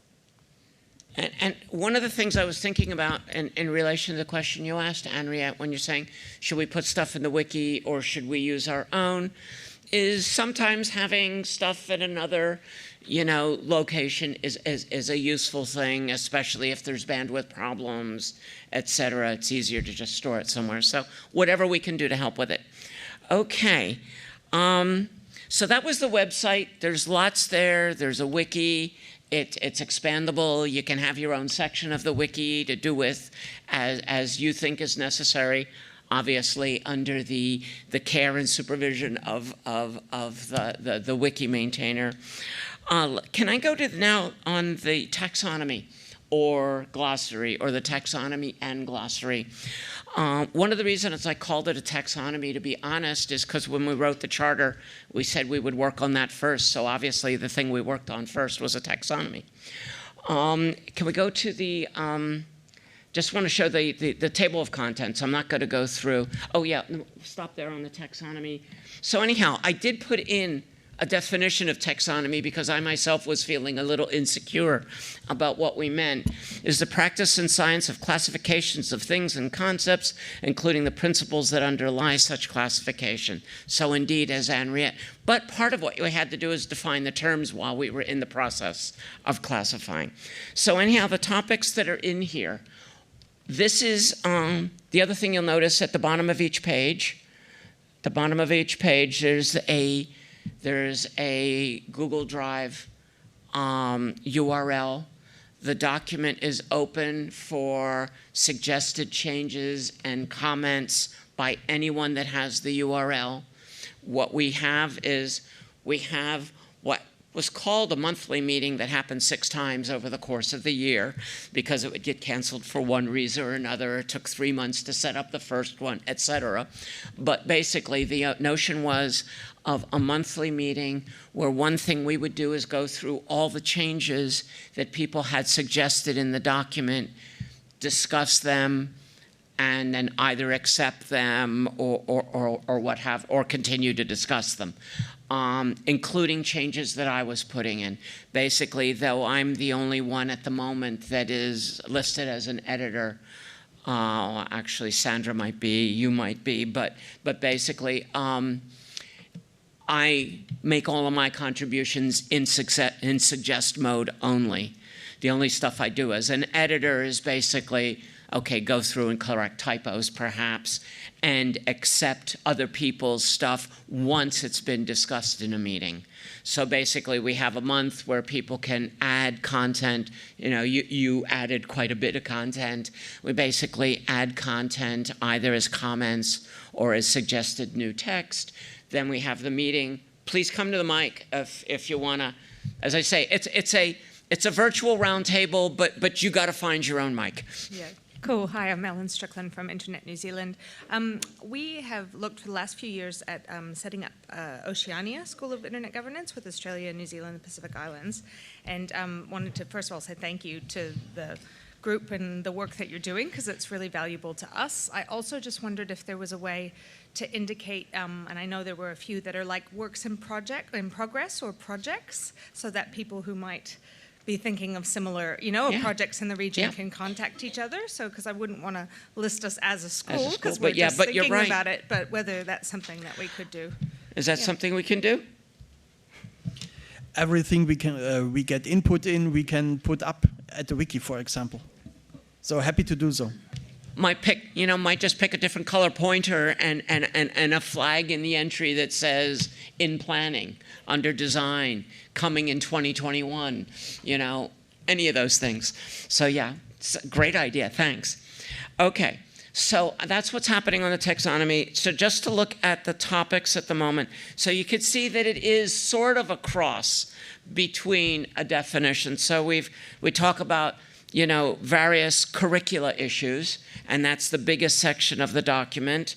Then we talk a little bit about focus of schools. One of the things that I noticed as we were talking, some of the schools are focused on the general notion. Some are focused on preparing people for the IGF in their country. Some are focused on preparing staffers for government, etc. Some may be focused on programs to help somebody, fulfill a requirement of a degree. So basically trying to collect the different kinds of focus. If your focus isn't listed in the document yet, please add it. Funding models. We don't have that much yet, but there's a couple different funding models that people have. And I know that, there may be a certain amount of confidentiality in how you fund, but to the extent that you can explain your model to someone else who's sitting somewhere and saying, I've got a great idea for a school, but I don't know how to fund it. I don't know where to find the funding. They can find a clue. And that's really the point of this. There's lengths of programs. We've seen, that there's anything from the half day to a week to perhaps longer if it's a school-oriented program, to a semester or a term, or I know semester's vacation in some places and it's school in other places, but, to a term, etc. So how, just looking at that kind of thing. In other words, basically what we're trying to do here is show that there isn't any one model, but if you look at a particular model and you've got particular goals, is what you're thinking of more appropriate to a 3-day model? Or is it more appropriate to a 1-day model, et cetera? And so hopefully this can end up useful in that respect. Metrics and reporting, a lot of the schools, probably most of them that get funding from someone, have to report, have to measure, have to do something. So what are the ways? Please. Yes, we have a training center for young IT graduates, professionalism training program. So I'd be very interested to use some of the curriculum. I have 2 questions. One is if the curriculum, I think the page is at the moment empty, but I'm sure a lot of the schools who are here have a lot of materials. I think it would be very cool if that would be open source and available to anyone who would use it, if there's no property right problems there. And another question is, if I look at the list, I sort of miss data protection / privacy policy as a subject, or is that part of one of the chapters there? Right, I think we had it. I think that's a huge one. Right, we have it in a couple places, but certainly. And as I said, anything that's missing, once you've read it and you see that it's missing, or you may find what you're looking for listed under a different heading and you may say this should be moved. It really is a document that is being written by the people contributing, and and please. So again, my name is Gustavo, and responding to that comment, a situation that we faced through the year was that, well, we had a core team of volunteers who were trying to offer their knowledge, their specialties, and that's why the taxonomy is at the 0.7 stage, and we really want that kind of help in trying to really fill out all the subjects. It really is still a work in progress. Thank you. Yeah, you'll notice my answer almost any time somebody tells me something is missing is the document is open for you to add it. Now, I have gotten over the years a little bit of support. So sometimes somebody says something is missing, but I can't. Then we'll put it in as a heading, and at some point I'll go through and I'll add it to the best of my ability. There are some things I can add because I know there's some stuff that I can put a stub in that says, this section would talk about X, and that's as far as my knowledge goes. So really, but really my answer to anything that is missing is, please add it. It's a group work. Okay, so just in terms of we got 25 minutes left, so and I want to leave some time for the last thing. So, talking about partnership, different schools have different partner models. Can they put something? Residential status, noticed in one case, people are in a hotel that is being paid for. In another place, people are living in a converted monastery. In another place, they're coming from their homes because it's a local thing. So that whole notion of what are the different models, again, so that nobody presupposes there's only one way to do something. This document and this project is definitely all about there being a multiplicity of ways of getting this kinds of school built.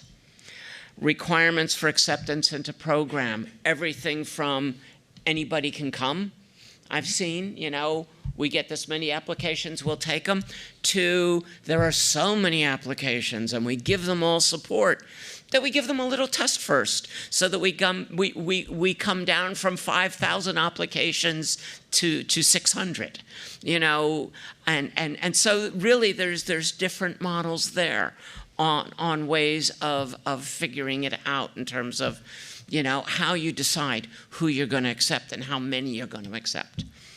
Types of session, numbers of students per class, you know, everything from little things to big things. How does it work? What does it mean? Why is a big class okay for some things but not for others, etc. So, as I say, we're at point 7. I'd really like to get to 1.0 by next year's meeting. So we got a whole bunch of time, but I'd really and even if it means dividing it into 2 documents, happy to do it. Let's look at what's necessary. Okay, any more questions or comments? So basically, that's what we did this year. Please come to the mic. That's what we did this year. We had 6 meetings. We try to have monthly meetings. We'll get a 6 or 7 in the year. By the way, I was checking the document, the Google Doc, and I noticed that there are people in there, and that's great. And I just like to remind you that if you have suggestions for topics which we should include to the taxonomy, you can go right there right now, and this can become part of our discussion. Yep.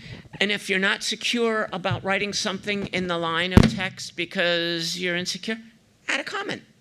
It's up to you, and we're going to go through it, and nothing's going to get judged. It's basically all going to be discussed at our next meeting, anything that anybody adds, and we'll decide, do we keep it, do we change it, do we move it, please. Hi, Adam Peake, ICANN. 2 things, one on the taxonomy and attributes, or whatever you want to call them. It would be helpful, I think, for particularly some of the supporters and people who get involved in various ways around the world to have some notion of which schools have which attributes. So if there was a listing, if your school has the attributes from those taxonomies, then tell us what they are, because they may, well, it would be helpful to take a look at it. It's a nice summary. The other thing just mentioned is people coming to schools. How do you assess students and applications? That's one part of it. The other is preparing the students, and one of the things we have and offer is the ICANN Learn courses, which people are very welcome to do. If you come and talk to ICANN about that, then you can probably set it up so that you'll know which of your students or prospective students have actually taken those courses, because they can be monitored if you wish to do that. So you could make it a prerequisite, a requirement, and if someone doesn't do it, then you may wish to reconsider, say, a funding or something like that, so that people have a base level of knowledge and understanding. I know the Internet Society also has various online courses and others, but those would be available. Two responses to you. One is, yeah, we had thought about, once we have a stable set of classifications and such, of adding those to some of the school listings, to some of the faculty listings, and some of the fellows. So I think that is an intention, but we really need to know what those are first before we start doing it and tagging things. And in terms of the stuff on ICANN Learn, please add it. Add it where? Add it where? Add it to the wiki, add it to the document, talk to Rainer, find you a place. You want an ICANN page for the wiki to add all your cool stuff, add it. If it's something that you want to then mention within the document that sort of says, hey, when you're picking students and when you're preparing students, what you just said could all be also added to the various documents. So please, add it. And if you don't know where to add it, just tack it somewhere and we'll move it to where it belongs. Please. There's a response on the participation online, which is a response to Adam's suggestion on sponsorship and sharing operations. And the comment is that it has validity, but there's doubt that people would actually want to provide all the information on their workings for fear of losing their sponsorship. And then the second one is a question for you, Avery, on the curated notes that are put on the taxonomy to say there's fear that some of the comments will be ignored, so you need to provide access to the curated notes. And also, I'm not sure what they mean. So the notes that are added to the taxonomy, because you mentioned that you're the only one who has editing rights. So how can people comment and everybody's got the ability to add anything they want. I'm the only one that at the moment, and I'm willing at some point when we find someone else that wants to take responsibility as an editor, you know, I have no problem with it. But everything is there. I mean, and because it's a Drive document, they can add any comment they want. They can add any text they want. Basically, I don't. If you know, working in a Google Drive, in suggest mode, anybody can add anything, and it becomes part of the history of the document, and nothing is ever lost. Nothing. Even if I delete something, it's still there in a previous version. So really, I'm not, unless there's a problem that I don't understand, which someone will have to explain better to me, nothing should be getting lost. And in terms of the accepting or non-accepting, as I said, I do that based upon the discussions that we have at the monthly meetings. And as I don't make any decisions on my own. I sort of follow that we have a monthly meeting, we do a walkthrough of all the changes. Do we accept it? Do we not accept it? And even if we don't accept it, it's still there in the history. Okay, sorry. Yeah. Thank you. Muriel again from Benin. I was late, so I want to ask if at the end we can have the different links or URL for the website, the wiki, and all the documents to take note and do some add and comments. Okay, we don't have to wait for the end. The name of it's all at, actually you read it out because I will get it wrong. IGSchool.net. Right, so IGSchool.net. So That's a fairly simple one to do. It's kind of a cool name, I think. Henriette again from AfriSIC. I have to go, so I just wanted to say Please. that one of the things we do in the African school is evaluation, and we take evaluation very seriously. So we can share our methodology, and I think it would be good to also have a space for that. But aside from doing an annual evaluation, which is an anonymous evaluation that participants complete, very detailed, and it gives very detailed feedback to the faculty as well, sometimes negative feedback or critical feedback as well. But that's a good practice. But aside from that, we started doing longitudinal research on the impact of AfriSIG. And we did a tracer study for the first look at the first 4 years of AfriSIG, and we'll now do one looking at the first 8 years. And that has been enormously valuable because that looks at how having been at AfriSIG has impacted on people's personal and professional lives over the longer term. Has it, how has the network and how has the alumni network helped people become leaders in internet governance, actually. And again, it's a very simple methodology. We work with an external independent consultant to make sure that there's legitimacy for this work. But our methodologies are open source. So we haven't put them there yet. It's just a reminder, but just to add that. And then I think just the final thing is, it would be also useful to see which schools have active supported alumni networks and which don't. Because one of our goals in AfriSIG, and we have a little bit of that without a lot of resources, but we do have an alumni network. And we have found that incredibly powerful. There's some here in the room, because people actually connect with one another and self-organize meetings and sessions.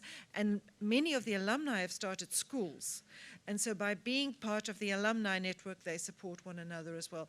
And I think that's also then, of course, important to get that alumni network involved in this process. And I like that maybe you can bring up that interface again, that idea of where you have alumni share information about themselves, because I think that's a really important and nice aspect of the DC's work. Okay, thank you. And in fact, I just wanted to mention, we're now in the third section of this agenda, which is possible plans for the coming year, possible things we should do. We've got 14 minutes left. There are many of you online. I'm going to shut up, but don't speak too long. Okay, thank you very much. Our experience in Nigeria... Remember to give your name. Okay, my name is Mary Uduma, for the records. Our experience in Nigeria and West Africa is that when we open the registration, we have as many as 700 applications, right? And we are faced with the challenge of how to prune down, where to prune down, and those that will do the evaluation for us. And it is such a big task that at the end of the day, we may have only 30 people for the school because of limited resources. So I don't know whether we can suggest here, probably we break down, instead of having it once a year, probably we do quarters so that others. What we did was to say, okay, we can continue on online webinars on it, so that those that were not able to come physically because we don't have all the resources to attend to them, then they could join the webinar. And we are also asking that members of the DC, when we call on you to help us do the webinar, that we'll share that. Thank you, Mary. Okay, please. Again, Gustavo, my name. And about how it works, the editing process, I just like to share a little bit about my experience. I joined the DC last year. I started contributing. In over an year of production, 6 meetings, never did a single comment that I made get deleted without justification. No, everything was discussed in the meeting. Everything was put on the table. There was a lot of very productive commenting and discussion. So if it concerns you, if you're concerned about how the process is, I can tell you it is very effective, it is very friendly, and I think it was just great. Thank you. Thank you. Please. Hello, Andrea from ICANN. I wanted just to flag a couple of elements of the school that will be happening in roughly 2 weeks, from the 9th to the 13th in Bucharest. And that's part of the CD initiatives, the Southeastern European IGF. And also comes from an experience that we did last year before the Barcelona meeting in Spain. In both cases, the school paired up with a university, with a local university. And there is a local institutions that basically, in order to have the school there, required to have an evaluation form at the end of the week. And that was very helpful to the first edition. But something that we learned, and I think will be interesting to share, is that since the university is there, they require you to have basically an academic committee to look into the program. And that allows you to provide credits to the students. In Europe, there is a system, it's called ECTS, European Credit Transfer System, where no matter where I'm residing, if you go to a course, you can transfer those credits towards your diploma in another country. And that we found out was extremely attractive to those that are actually in school, graduate or postgraduate program, because they would invest, in both cases, the school are 1 week long. In order to get credit, you have to have a number of hours, an academic committee that looks through the program, and a test at the end. So for those that want to get the credit, They will do the test at the end, and then they can take the credit towards their diploma. If you're not interested, if you're already working, that's something that you can discount. But that we saw in the application really attracted a lot of graduate students that they wanted to do the school, they were interested, and they have another incentive beyond, well, the topics that they must be interested. So that's something that I want just to share. Thank you. No, thank you. And getting some of that information collected in our group, if you can help, I mean, in the documents, would be good. One of the things that I do plan to do after this, hopefully we do really have a good transcript, is to get as much of this stuff, you know, into our next year's type of work plan. So thank you very much. Please. Oh, I don't know, something happened here. Okay, I wanted to follow up on what Henriette said. She left, but spontaneously since 2015, it started with one of the fellows. They started with a WhatsApp group, and we realized that it was very powerful among them. So every year now, once we select the fellows, we organize a super group of Telegram. So they are connected like 1 month or perhaps 1.5 months before. They get to know each other. Of course, they can have their own groups and they can participate or not. It's not mandatory.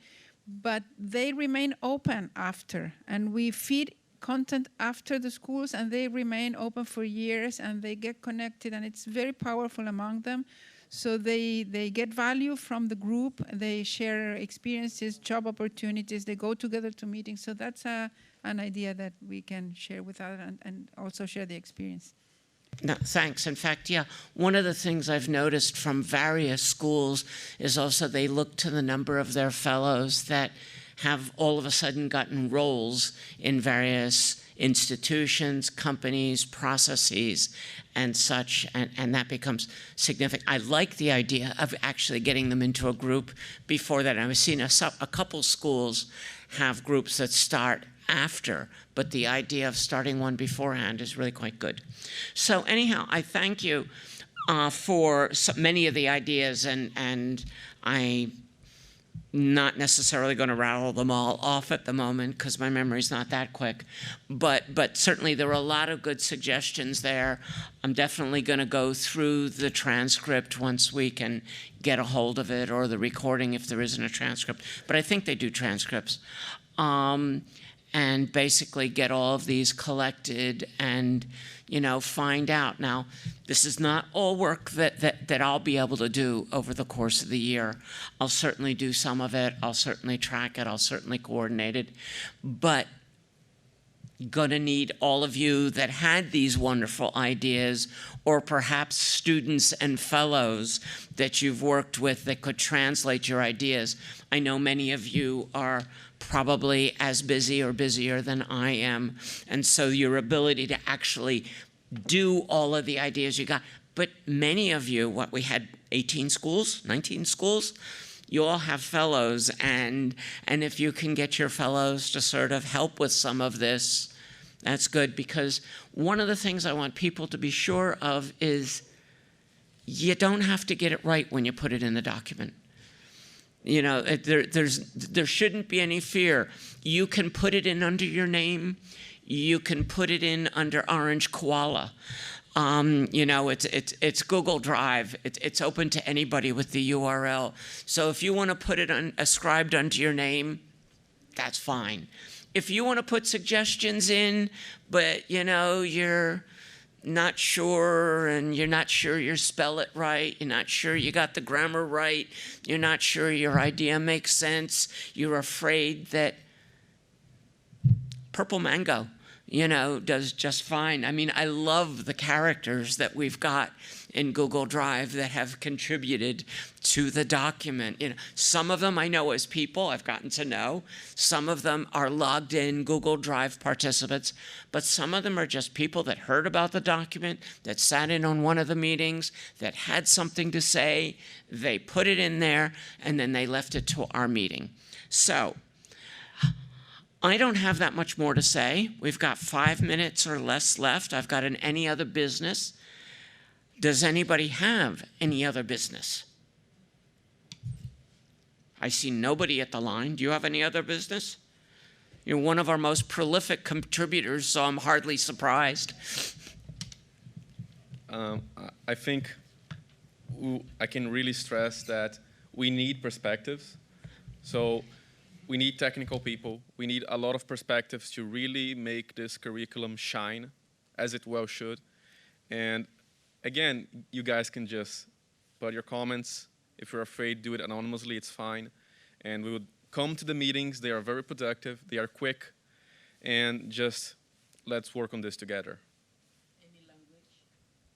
You have a remote comment, please. Yes, Avery, I have a comment for a remote participation. Glenn McKnight wrote, "We do create notes of each day at NSIG, and it has been adopted by NSIG as well, which summarizes the session and links to the shared video and pictures. We also do a tweet storm to encourage social media sharing. Yeah, thank you. Yeah, no, Glenn's whole, Glenn, Satish, others, whole program there with that daily note of sessions, is really quite good. Quite a lot of work on the people that do it.